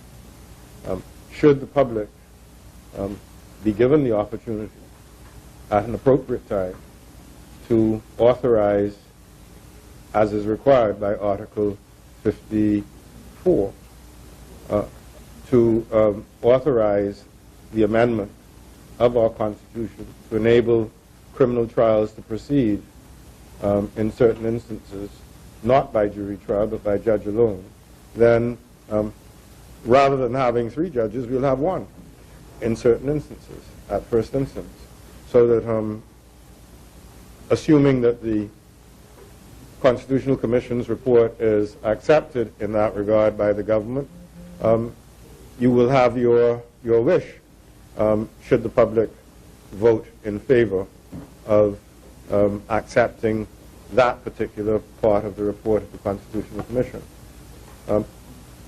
Again, I personally thank you for being here and taking part responsibly in this debate.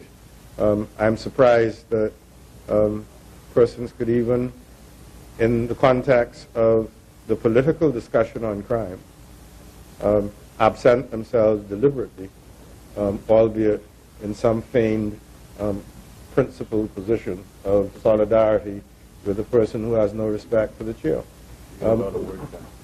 And I'm thankful for the opportunity to get through a number of matters which have been plaguing my desk.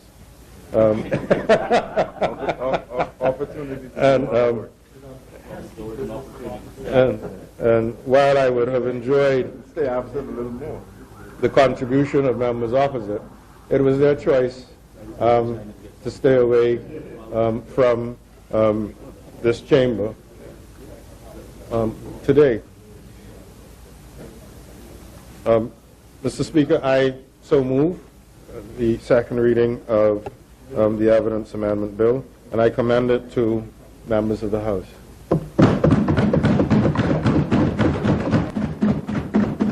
Thank you, Honourable Member. Do we have a second?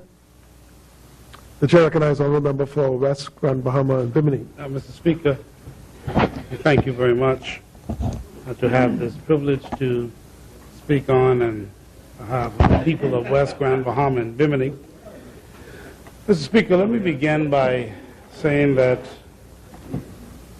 we're all very pleased to see the work that is being carried out by the Attorney General's Office and that of the Ministry of National Security.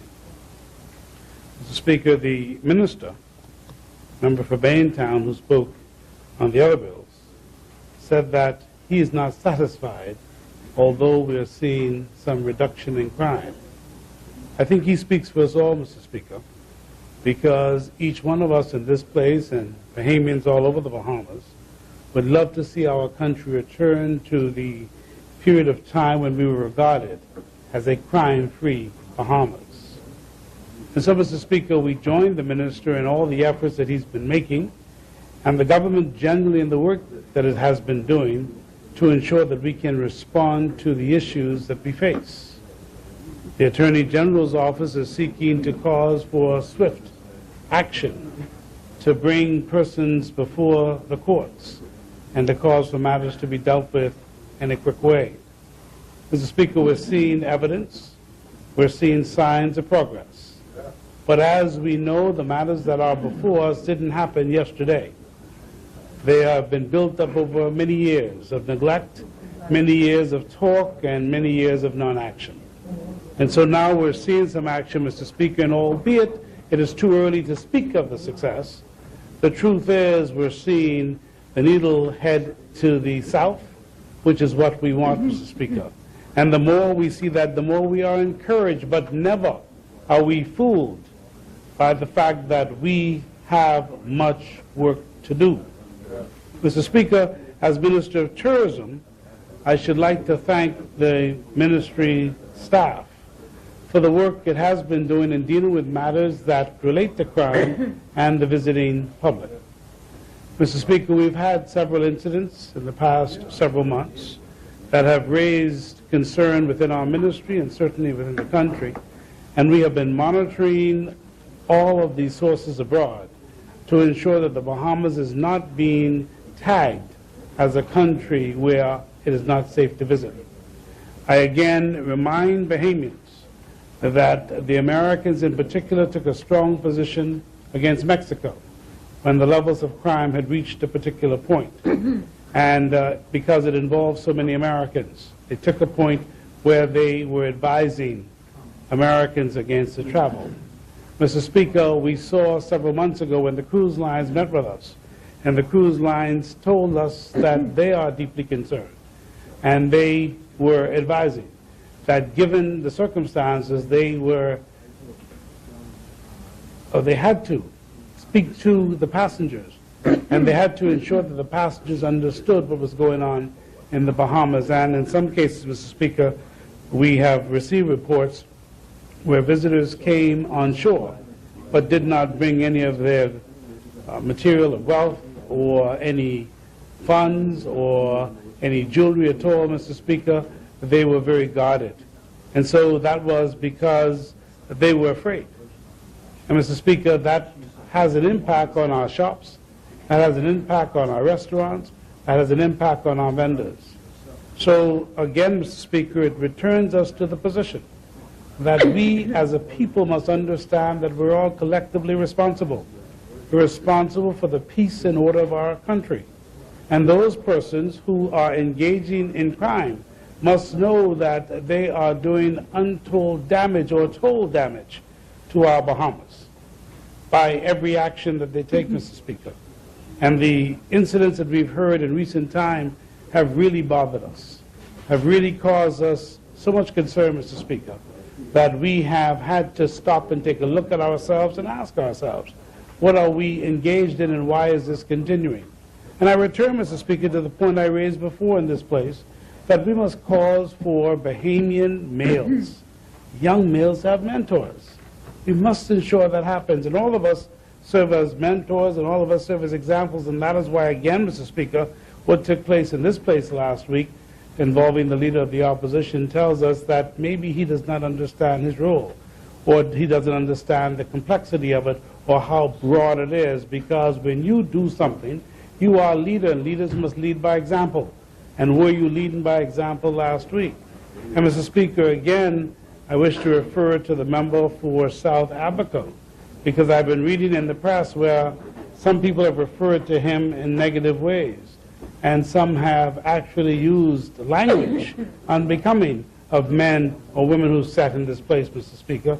And I'm sure it has all to do with a problem that developed during the last term, where the member for South Andrews spoke about a sitting member who's no longer in this place. Mr. Speaker, it is wrong.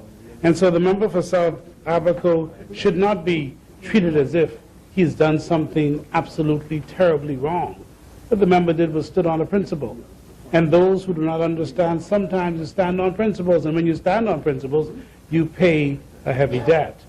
And so, Mr. Speaker, I'm so very annoyed over the fact that they would take that position and they would accuse him or make accusations about him or statements about him in such negative language. And South Abaco should know that there's always a place in the PLP for him, and that if he wants to come home, maybe it's time to come home. You've been out too long. And the truth, Mr. Speaker, is, he is a PLP, and he is a man in our country who stood up at a time when others of his color would not stand up for our Bahamas.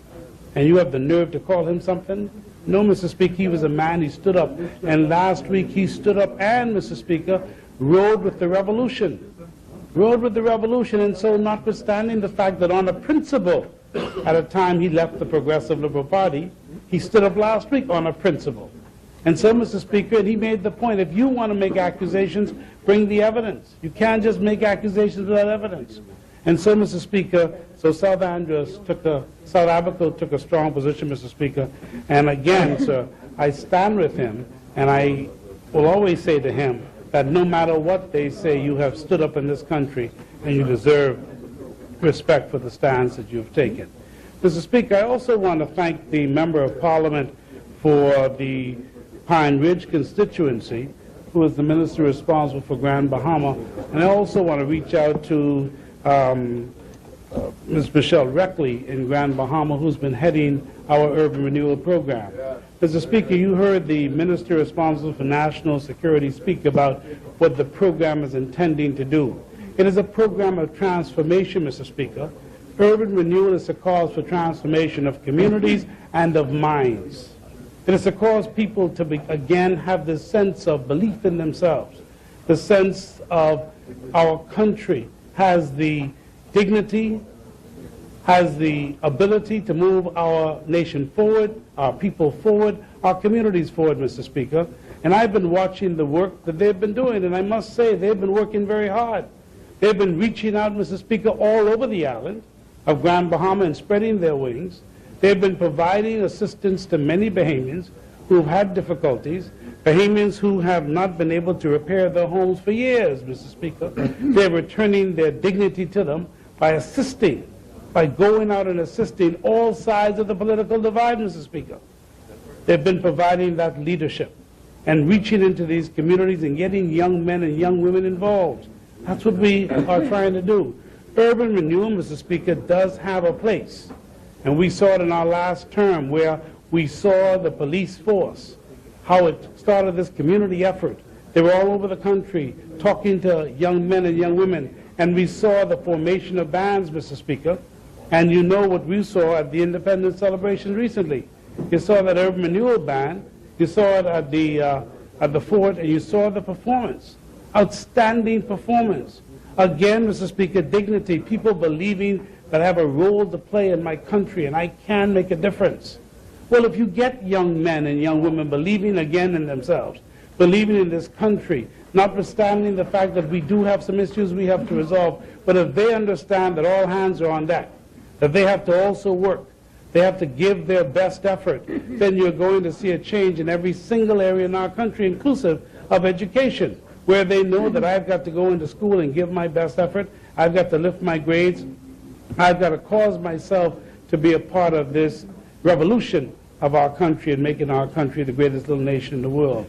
And so, Mr. Speaker, I want to salute the member for Pine Ridge and Minister for Grand Bahama, who served as a colleague and a friend on the island, because on many occasions when I'm out of the country, he's had to stand in for me and go to my constituency when we've had some difficulties. And I want to thank him very much, because that's what the team is all about, Mr. Speaker, when we work with each other. And that's the message I think the Progressive Liberal Party has been sending, that when you decide that you want to attack the leader of the PLP, you touch one, you touch all in the PLP, Mr. Speaker.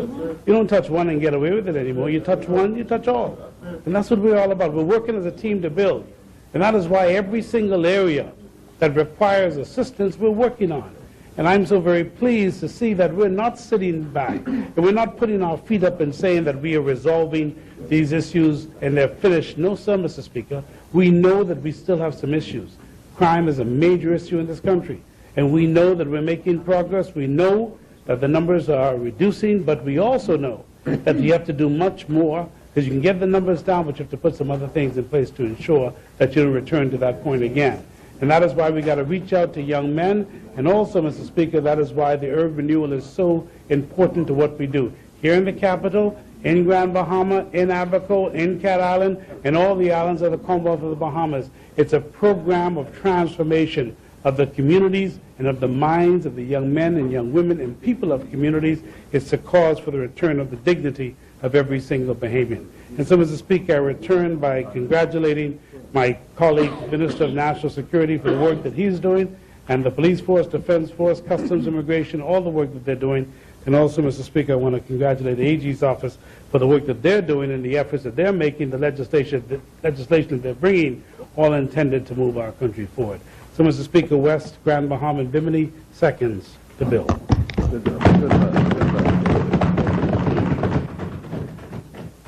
Thank you, Honourable Member. It has been moved and seconded that the following bill be read a second time when committed. A bill for an act to amend the Evidence Act. As many are in favor, will remain seated, and those opposed will stand. Ordered that the bill be read a second time when committed. Further second reading of bills. Pause for a second, member. A bill for an act to amend the Evidence Act. Moving a little haste. Further second reading of bills. The chair recognizes the honourable member for Central and South Eleuthero. Thank you again, Mr. Speaker. I rise a further time, Mr. Speaker, to move the second reading of the Supreme Court Amendment Bill 2013, which is the coup de grace, so to speak, of the legislative measures. Didn't I could speak Asian? Of certain measures intended to drive our response to crime. You will remember, Mr. Speaker, that during the budget debate, I had bemoaned the fact that we are not moving as quickly in the disposal of criminal trials as we need to be moving in order to give an effective response in the criminal justice system to the arrests and charging of numerous persons accused of crime. And part of the problem is that the Supreme Court does not have a sufficient complement of judges to enable us to reach the sort of threshold volume in the disposal of criminal trials in the Supreme Court. To that end, the Right Honourable Member for Centerville indicated in a major policy statement during his contribution to the budget matters that would be done in the Ministry of Legal Affairs affecting the judiciary. One of those things is the increase in the complement of Supreme Court justices from 14 judges to 20. And Clause 3 of the Supreme Court Amendment Bill gives effect to that policy statement which was made by the Right Honourable Member for Centerville. Mr. Speaker, this will enable the Supreme Court to function at a radically faster pace than is currently structures to house the additional judges, and to enable us to empanel and convene, empanel juries and convene courts within the shortest possible time to enable us to reach around 250 cases tried per year.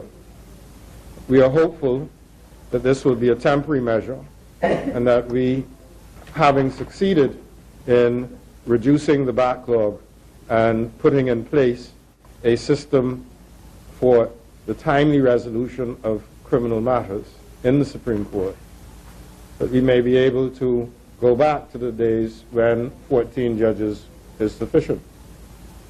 Until then, we are faced with a situation that is as it is, and this provision enables us to at least realistically shoot for the desired rate of concluding matters that will see the backlog of cases become a matter of history. There are other measures that will be taken in the Office of the Attorney General dealing with the efficient utilization of prosecutorial resources. And we are hopeful that at the next budget speech, not midterm, but the next budget speech, we will be able to report a major increase in the number of cases disposed of in the Supreme Court by the officers who report to the Director of Public Prosecutions. Mr. Speaker, I close in my contribution by reiterating the urgency with which this administration is approaching the resolution of problems in the criminal justice system and in law enforcement generally. It is our duty to the public to ensure that we have a safe Bahamas in which people can live and do business or not do anything at all. And to that end, we work every day, and to that end, we come to the House when we ought to come to the House to ensure that the safety of our citizens are a single issue around which there can be political consensus. Indeed, there ought to be. Mr. Speaker, I so move the second reading of the Supreme Court Amendment Bill. Thank you, Honourable Member. Do we have a second? The Chair recognizes the Honourable Member for Fox Hill. Mr. Speaker, first of all, before seconding formally this bill, I would like to thank the Prime Minister and colleagues who came up last evening for the two things in Fox Hill. First, the lecture on the history of Fox Hill on Wednesday evening at the Mount Carey Baptist Union Baptist Church, which gave a history on Fox Hill and its contribution to the development of the Bahamas, but it gave the people of Fox Hill a particular sense of pride for that evening to focus so much on Fox Hill and the fact that we had so many of the leaders of our country there, the Prime Minister, the Deputy Prime Minister, the Minister of Tourism, the Ambassador for CARICOM, and the party whip, the Member of Parliament for Fort Charlotte, all came up, and I appreciate the support that evening. And then the next evening for the renaming of the street after Frank Edgecombe, who used to be the Member of Parliament from 1977 to 1987. And the family was quite pleased by that as well. Now, much was made, Mr. Speaker, in some quarters of the fact that the name Edgecombe was not spelled properly on the sign. But let me say it this way. That was the only sign, and it was the ceremonial sign. That sign is not the sign that's actually up on the roads. All the signs were actually properly spelled, except the one that they chose for the ceremony they didn't check. Anyway, that's stuff for the history books. The fact is the family was very pleased at it. Mr. Edgecombe himself was grateful to the country for the support shown. I'm glad that people showed up to support the renaming of the street. And the Ministry of Works, in fact, immediately corrected the sign, and the sign was meant to be a gift to the family for the occasion. So our heart, as the member says, is in the right place. So thank you very much. And so it was a great 2 evenings. And of course, tomorrow is the climax of events in Fox Hill. So everybody from Baytown, who in the old days would come up, Dr. Cleveland Enia said in the old days they'd spend a week up in Fox Hill. Tomorrow night is the last day of the week. So, yeah, the member says he's going to come up next for the whole week, for the week. So Fox Hill Day is tomorrow, and the Prime Minister comes again starting at St. Paul's Baptist Church. And, you know, again, people are invited to come up. It's quite an interesting thing to see. So I thank you for that. Mr. Speaker, I'm happy to support this this bill and to second the bill because it is, as colleagues have said here, part of a package, part of a strategy toward helping toward fighting crime in the Bahamas. We're not going to pretend, like the last group that ran the country, that this is the solution to crime. But what we know is that you make an incremental approach and you believe that you'll chip away at it step by step. And crime has become insidious in small ways and in large ways. I just talked about the festival. And when I was in the Member of Parliament's constituency over the weekend, the Member of Parliament who's moving the motion, his constituency over the weekend, I sort of breathed a sigh of relief because the events in Foxhill had gone so smoothly over the last few days, without incident. Only to come back, Mr. Speaker, to find out that the events on Saturday evening, when the police band came up to Foxhill, had to be cut short because the Urban Renewal Band, who came up to play in Foxhill, as they were getting on the bus, two youngsters decided to throw rocks and bottles at the bus, hit three kids, three of the people in the band with the rocks. They were hurt. One had to be taken to hospital. Now, why would you think, in this day and age and time, people were doing that? For what? You're in an atmosphere where you're having fun. People in the community complain there's nothing to be done in the community, so you create good family entertainment for them, and people decide to ruin an evening for people. And this is how insidious this problem has become. Now, I'm told that the police are on top of this. They believe they've identified who the people are, and they're going to try and track and find out who they are. But I want to really extend an apology to the band, to the parents of the children who were hurt during that incident, and to say that that is not typical of the behavior of the people of Foxhill, and we deplore it, and we do not identify with that kind of behavior. It is wrong. It should not have happened, and I believe that people must be brought to justice over this and understand that they got a role in protecting the community that they have, not destroying what is there. And what adds insult to injury is, in just speaking to the police about this, they tell me that the parents of the children, because some of them may be Haitian nationals, are afraid to come and cooperate with the police because they believe they're going to be interdicted by immigration. So you've got that dimension to this issue that arises in the country. Anyway, unfortunate incident, but just another example of how insidious this problem is, and we have to fight it, and we have to fight it every step of the way.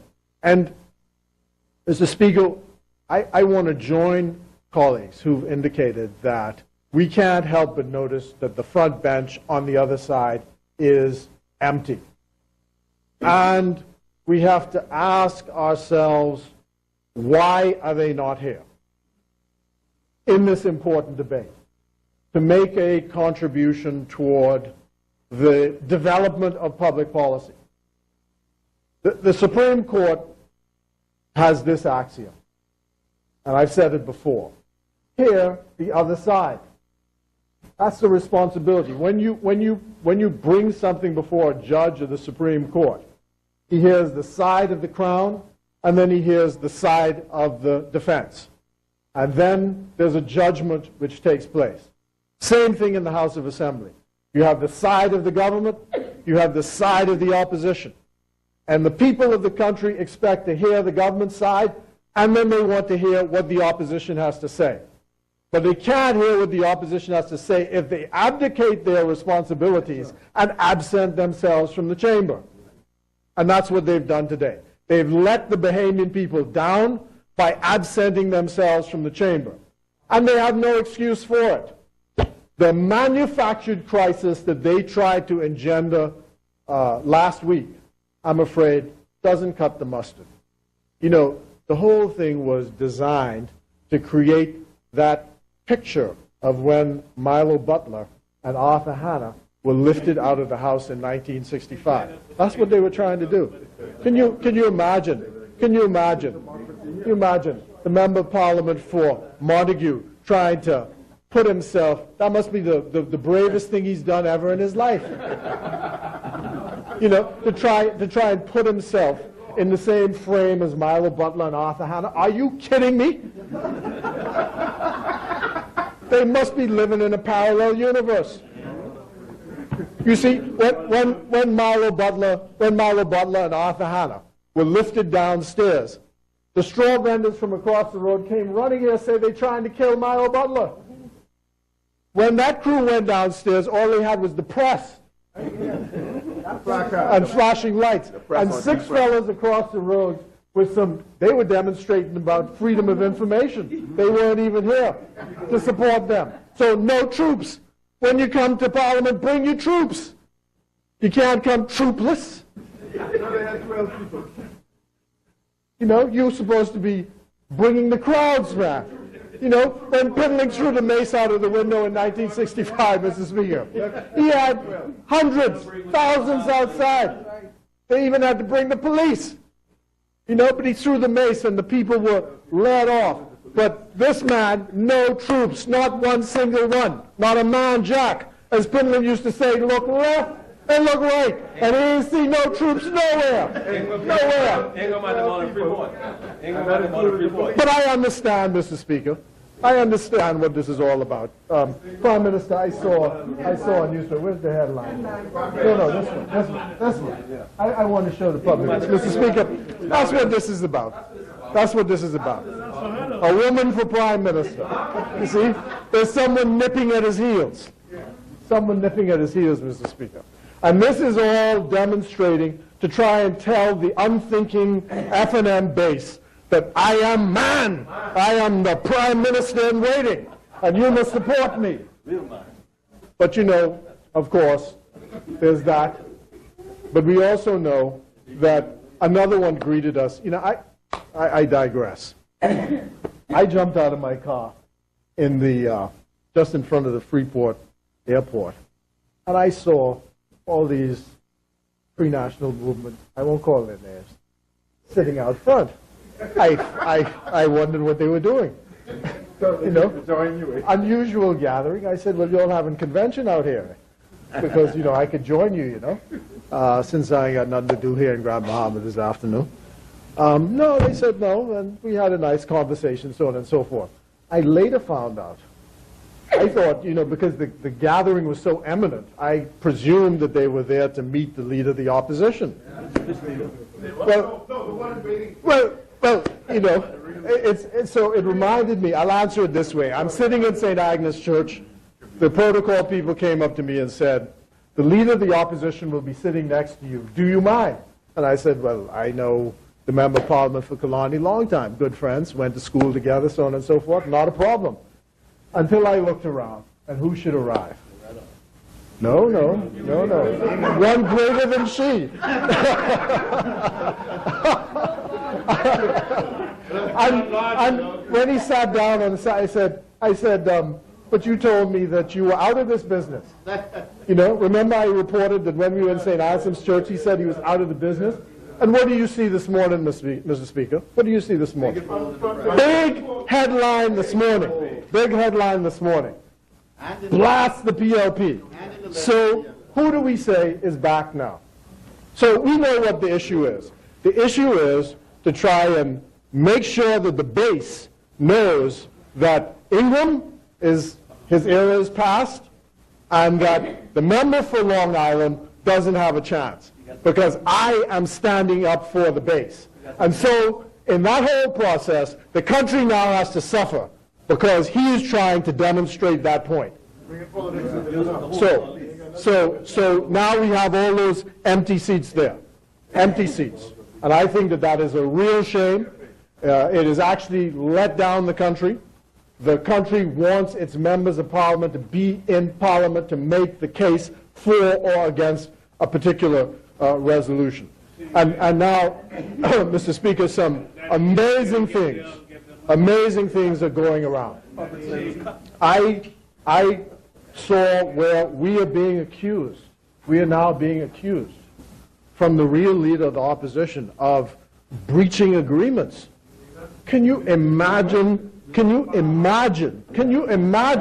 this man opening his mouth about breaching agreements? Breaching agreements?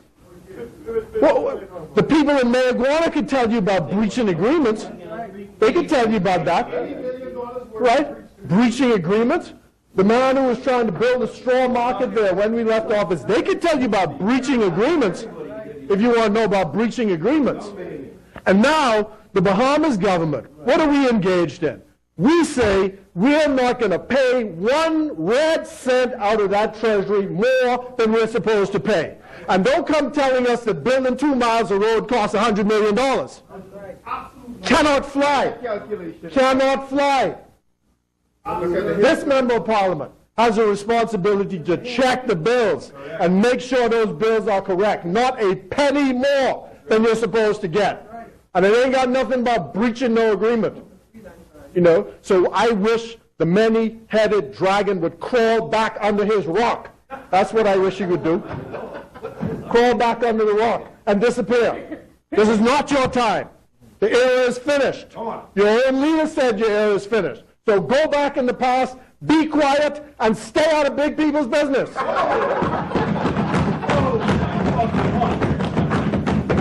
I mean, it's just unbelievable. I mean, what do you think this is? What do you think this is? Gee. You know, the same fellow who sold BTC. $210 million. How much? It was 148? Yeah. So 148. We couldn't figure out what, you know. He gave them $39 million.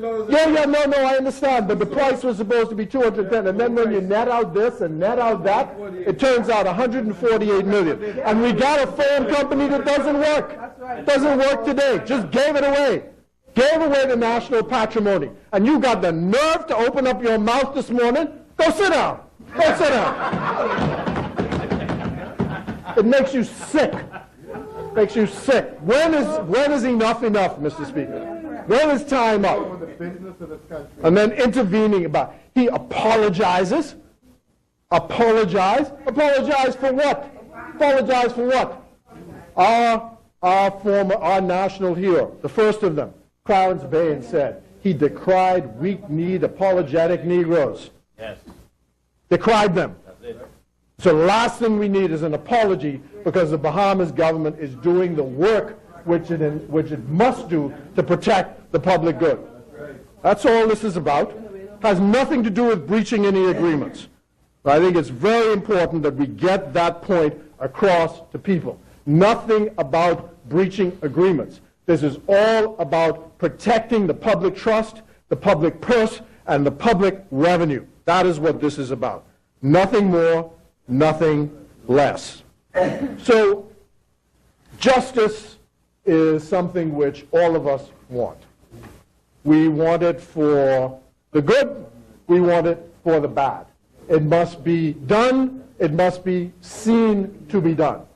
And what we want to do is, step by step, chip away at the things which are eating away, eroding the good and the goodwill in our society.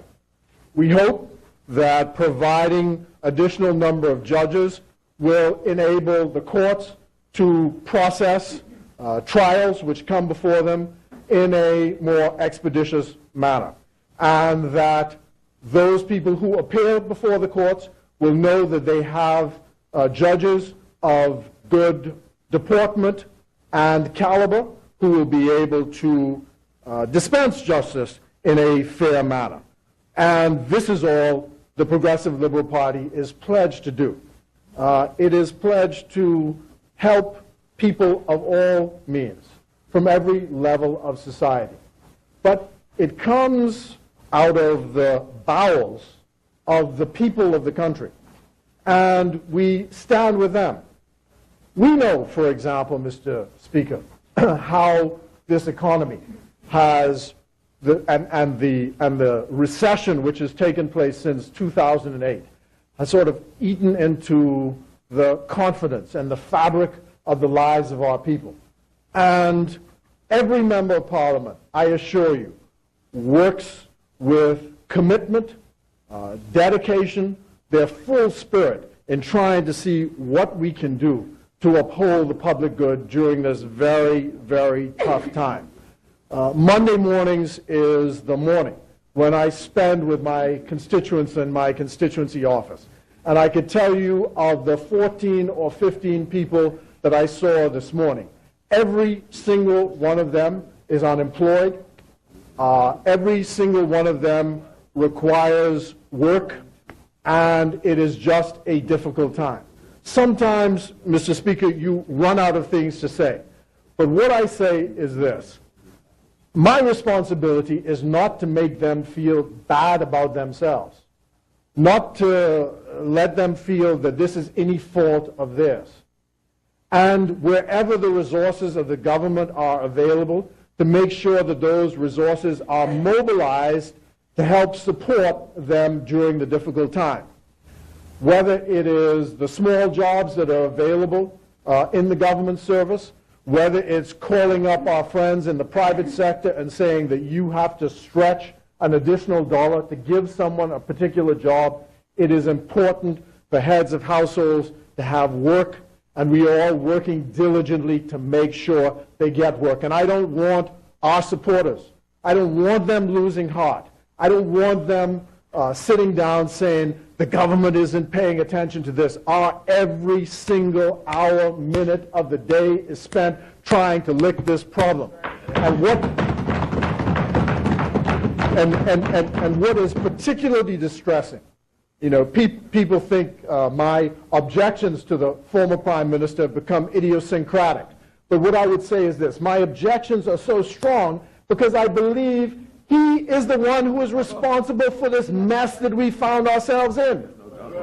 Created the mess, and now comes trying to stir up the pot again. The fact is, we have to straighten out the mess. The Treasury is particularly stressed, trying to find revenue. It's trying it's like a mother at home trying to stretch her pennies. That's what the public treasury is at now. There's no endless pot of money which is around. And all of us are trying to find, how are we going to fix this problem? You know, you've got the Minister of Trade who's out around the world trying to shop around to say, how are we going to get some fresh new money into this place? You've got a young and dynamic Minister of Investments whose every waking hour is spent, how are we going to get some new project approved so that people can be put to work? And it doesn't have to be the giant project. It's a number of small projects all around. And the people of Mayagüana, you know, I talked about that deal, the fact that that deal was canceled. Can you imagine if that thing had gone ahead, where we would have been today? Except just because I canceled it and then created a deal which left the Bahamian people in a worse position, as far as I'm concerned, than they were before. I mean, gee, you know, we had a joint venture deal.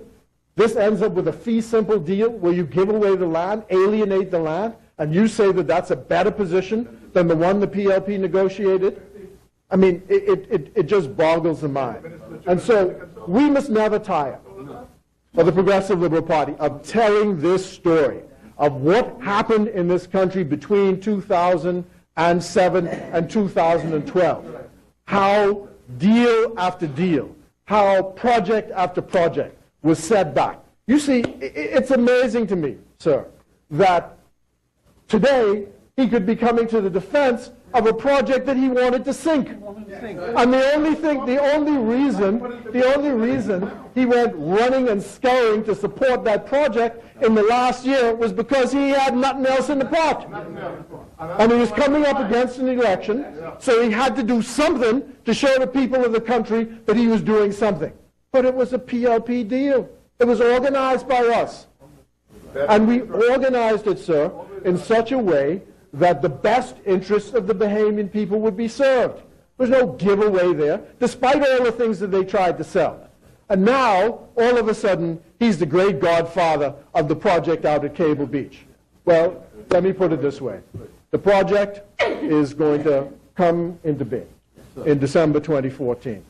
The project is going to be superintended by the Progressive Liberal Party or the government of the Bahamas to be sure that it delivers what it's supposed to deliver for the Bahamian people. They say it's supposed to produce 7,000 jobs. That's what we mean for it to produce. You know, and people were talking about, when we said during the campaign that we produced this level of jobs, as if we were plucking this out of thin air. I mean, you just start out with the 7,000, which is supposed to be delivered in 2014. And you see that the minister, this minister, the Minister of Labor, just in the past few weeks, did the National Training Agency Bill, which is supposed to ramp up the training so that no one can come fixing their mouths next year talking about work permits for people to be laborers and waitresses in the hotel. You know, we've got a school system that produced people that largely was geared toward an academic education. The question is, what practically can people do? And one of the reasons why we led the Caribbean in the tourism sector is because we realized that tourism is one of the things for a relatively small investment that you can turn around in a quick period of time. You can hire masses of people with relatively low skills and ramp them up within 6 months, get them on the job, and pay them a good wage. That has proven to be resilient for this country since the Second World War. And we've become good at it. And we're going to be better at it. So all it's going to do is take constant training, constant support. And the reason I say all of this, Mr. Speaker, is I just don't want us to get wobbly because some many-headed monster crawls out from under the rock and is now trying to make a comeback. We must guard against that. And we must guard the public trust and move forward to make sure that what happens is done for the best of this, so that the best of this country's resources end up in the hands of the people of this country. And as for justice, the justice, of course, applies to all people. Our Supreme Court now has an action. I gave a statement earlier today. An action before it in habeas corpus because some detainees are at the prison. And the courts are going to look at it. That's what happens in our country. You could protest till the cows come home. This country operates by rules and regulations. You could try and bully me as much as you like. Look me straight in the face, and I want everyone to know this. It don't move me one way or the next. Straight ahead. Straight ahead. We have a job to do. We're going to act properly. We're going to treat people humanely. We do not condone violence against detainees, any mistreatment of any kind. The courts will get an opportunity to look at the subject. I've said deportation orders have been signed. If countries want to take them, they are free to take them. But the Bahamas is not up in an ideological fight. And I think Bahamians do not appreciate their country being attacked unfairly. Recently, they made a slanderous comment about the Prime Minister himself. I think we certainly decry that. We remind them that Bahamians go to South Florida. You know, the economy of South Florida is supported by Bahamians. What value is there in trying to destroy the Bahamas? We're good people, and we work with all people, and we are seeking to protect that image. Our country says we're working expeditiously to put this problem behind us. And to me, the answer is as soon as the detainees have actually gone home or gone to countries who are willing to accept them. And that is the position on that. So, Mr. Speaker, I'm pleased you've allowed me the amplitude to canvass all the many things. You know, often I think the House of Assembly is sometimes at a disconnect between where the country is, because the country is discussing one thing and we're busy discussing another. So, in the absence of our friends from the other side, we have the amplitude to spread across all the issues which face us. And I simply want to say, in summary, that the Bahamian people can count on us to stand up for them both domestically and internationally, to be sure that the Bahamas continues to survive, that our people will prosper, that there's wealth creation in the Bahamas, that we continue to build a good country where there's peace and justice for everyone. Thank you. I so move.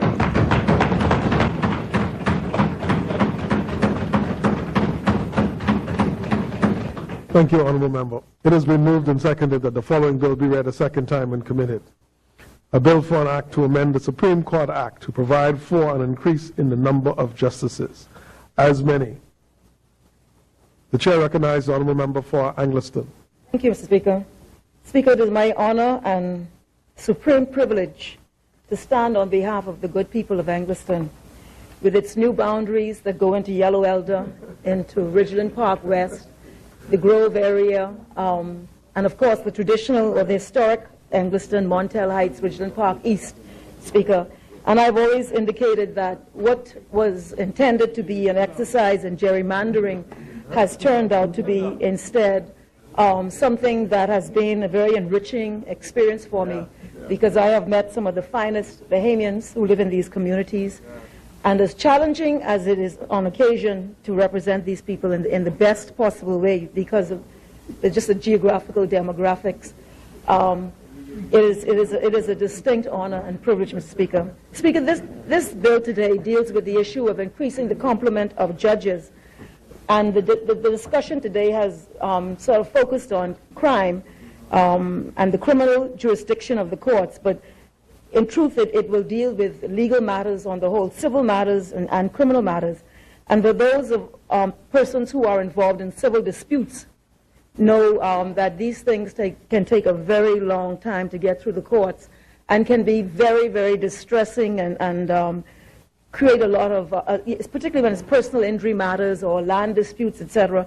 It creates a prolonged disruption in the lives of persons. And so hopefully this will begin to lead to the expedition of the hearing and of civil trials also.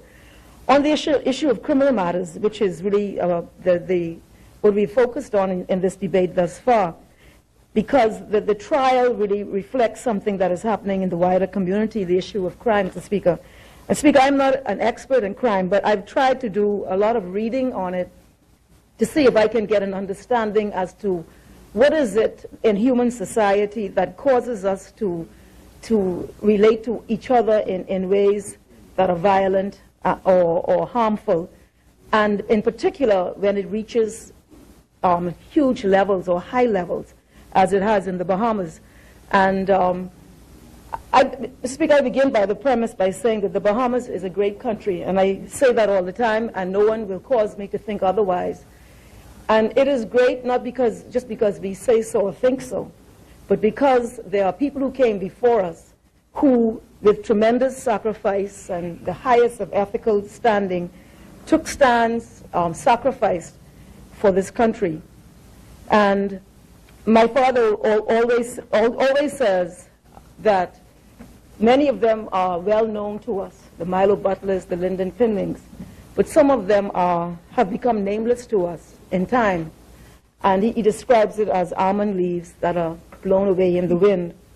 And Mr. Speaker, we have to remember that it is the blood, sweat, and tears of these people who built this country. Yes, and I think the member for Fox Hill held up something about a woman for prime minister. Well, it could happen one day.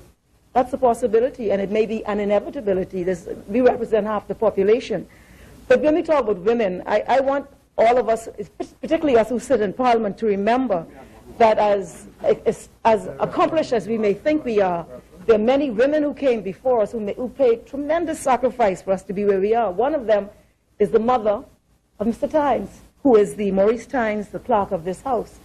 And I was trying to get some background on her. I know that she was the Red Cross lady. But he was telling me that she joined the Red Cross in 1946, and it was part of a project exercise. She was a registered nurse in 1945-46, and which tells me she was probably an extremely bright woman at the time when there were no opportunities for women. Nursing was one of the few opportunities, professional opportunities that women could pursue. And she, apparently the General Hospital had a program where they seconded nurses to the Red Cross for 1 year, and then they came back to the hospital. Lottie Tynes was one of those nurses, and whatever she did for that 1 year, the Red Cross requested that she stay with them. She was there in 1946, became director in 1972, and retired in 1982. And I had occasion the other day to go, when I was in the hospital, she was in the hospital, and I stopped in to see her. 94 years of age, I think, 94? And such a gracious, beautiful, intelligent, humble, beautiful spirit. And I raise her in the context of this debate because it is these wonderful Bahamians who, in the midst of great dysfunction, and this is really where my debate is going to go, and I won't be long, Speaker. We have, and I may be wrong, and people may not agree, we have a dysfunctional history and origin in this country by and large. The bulk of our population came here by force through the Middle Passage under the regime of slavery. And the history of our country, for the majority of our people, has been a continuous journey away from that. People will ask me, what does that have to do with today? A lot, Mr. Speaker. We still have Queen Victoria outside, the biggest, we have two big statues in this country. One is Queen Victoria and one is Christopher Columbus.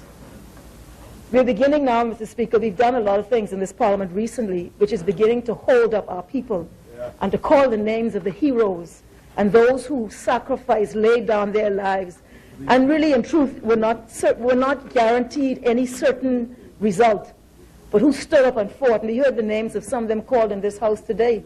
Lottie Tynes is one of them. Because in the Red Cross, she was in the trenches. She was with the people who were at their worst.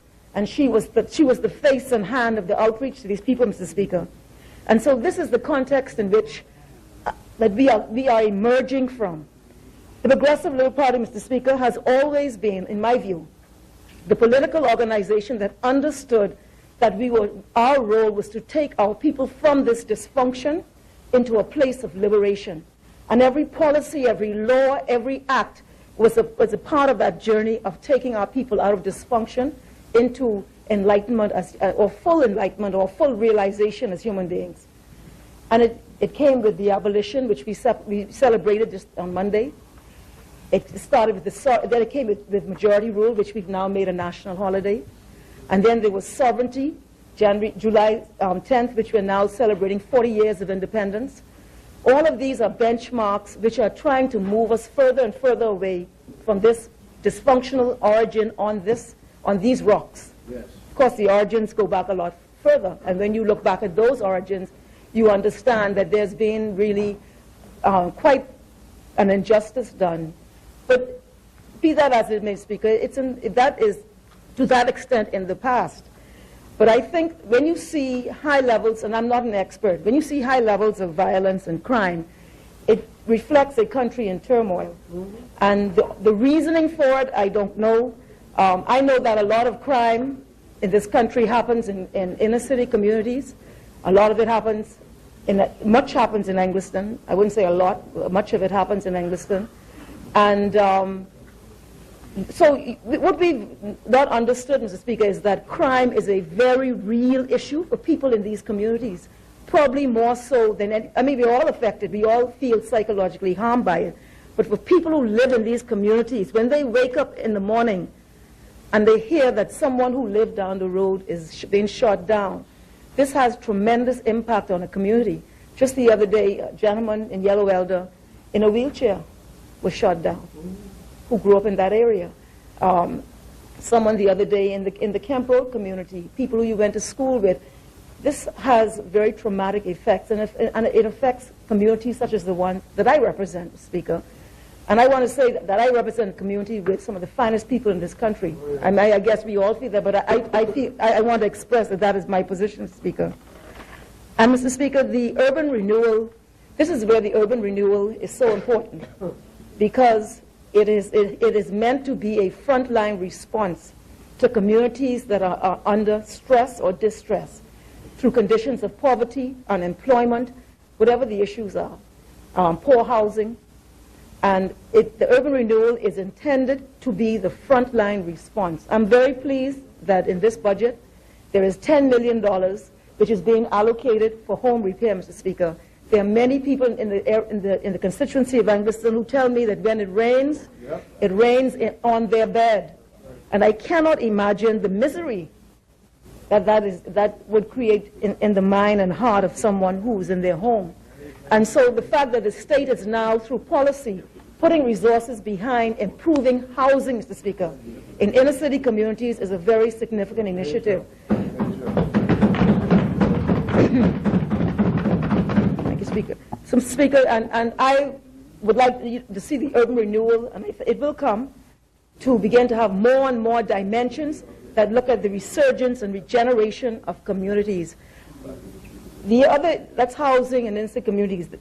The Minister of Education, I know, and I believe he will soon talk about some initiatives that innovations that he's involved in. I think we have to look at education again, Mr. Speaker. We've had the same template or a similar template that we've inherited, and we have to be careful we don't perpetuate a dysfunction or cause a relinquishment of dysfunction. And education is a critical component to relinquishing the shackles of previous experiences in our lives as a people. And so an education that is specific to our people and that causes the many talented young children we have, Speaker. Speaker, I just want to say one of the greatest gifts this country has is our beautiful children. And I say that not as rhetoric, because I see them, I watch them, they're tremendously talented. And we have to be careful that opportunity does not escape these very talented young people, Mr. Speaker. And so, Mr. Speaker, the issue of more judges will help to expedite trials through our system. But I want to say that I am glad that we are looking at crime in a multi-dimensional way. It was always my criticism of the previous administration that it was one-dimensional. It was police centered. And there's nothing wrong with focusing on the police, but certainly you can't expect that to bring about a resolution. And I want to commend the Minister of National Security, the member for Baines and Grantstown, who has, even his presentation this morning, showed that there are various dimensions being attacked as in a way to ensure that we look at, there are no gaps in how we approach it. And so I think that is the way that it ought to be done, Mr. Speaker. And I just want to end by speaking about Article 20, which is really the constitutional provision that has caused a lot of the, not caused, but has been the foundation upon which a lot of the vulnerabilities in our system have been disclosed.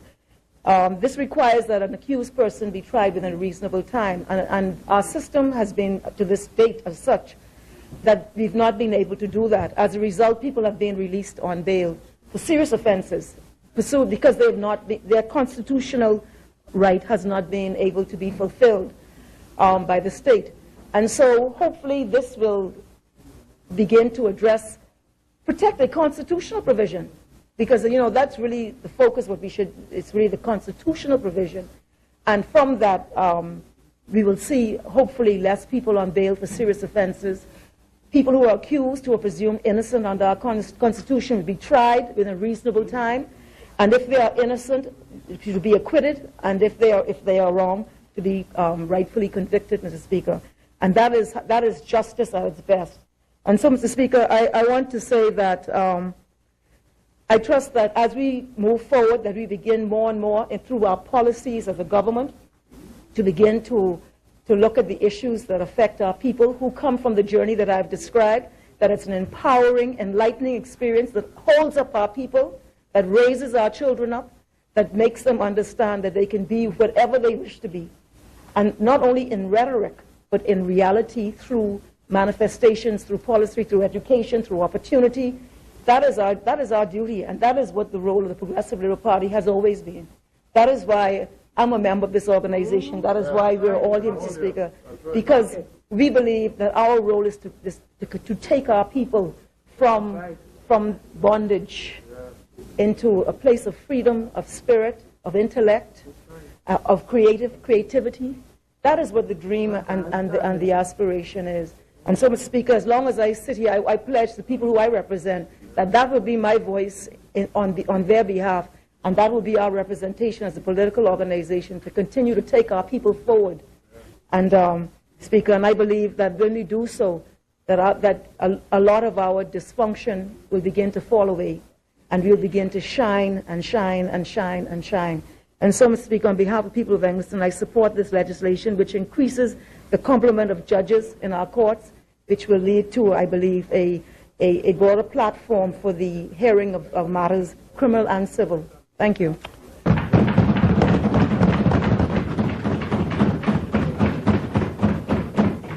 Thank you, Honourable Member. As many? The Chair recognizes the Honourable Member for Tall Pines. Speaker. The member yields. The Chair recognizes the Honourable Member for Bain and Grandstown. Mr. Speaker, I would like to move the suspension of the House until 3 p.m. this afternoon. Very well. Do we have a second? Second. Moved and seconded that the business of this House suspends until 3 p.m. this afternoon. As many as are in favor will remain seated. Those opposed will stand. The business of this House suspends until 3 p.m. this afternoon. All right.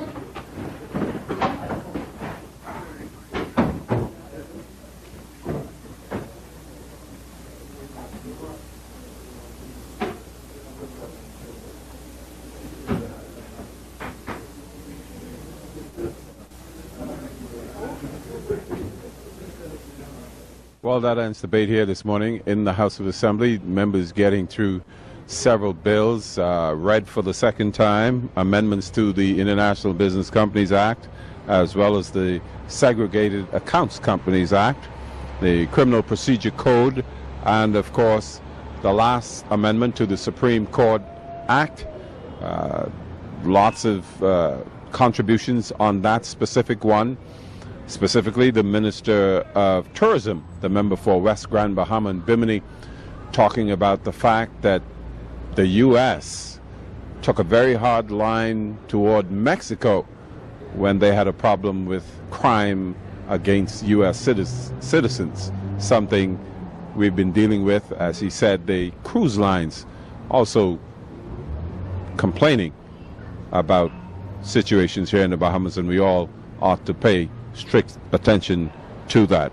August the 22nd, next week, Minister of National Security, the Honorable Dr. Nottage, announcing that forum that he talked about some time ago. A listening forum is what he called it, at St. Joe's Civic Center on Boyd Road. He wants to listen to the public. In fact, all of the heads of all of the various law enforcement agencies, whether it's the police commissioner, commodore of the defense force, head of the prisons, all of those are going to be there. According to Dr. Nottage, they're not going to be doing a lot of talking. They want to hear what the public has to say about crime. What kind of ideas do you have? Something else related to crime, the Attorney General's office. We know there's been a problem with the post office building where the Attorney General's office is located. Minister of Labor, Shane Gibson, saying that the building next to the Ministry of Works on John F. Kennedy Drive that's been in dispute for years now, they've pretty much completed what needs to be done to that building, and the Attorney General's office will be relocating there relatively shortly. Dr. Nottage, talking about that listening forum, says they're looking for about 50 mentors from those areas where, call them crime hotspots, 50 mentors, preferably from the areas who've pulled themselves up by their bootstraps and can be used as examples of what is possible if you just apply yourselves.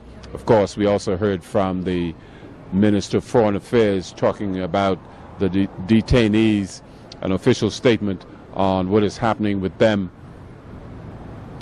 3 o'clock this afternoon is when they're going to come back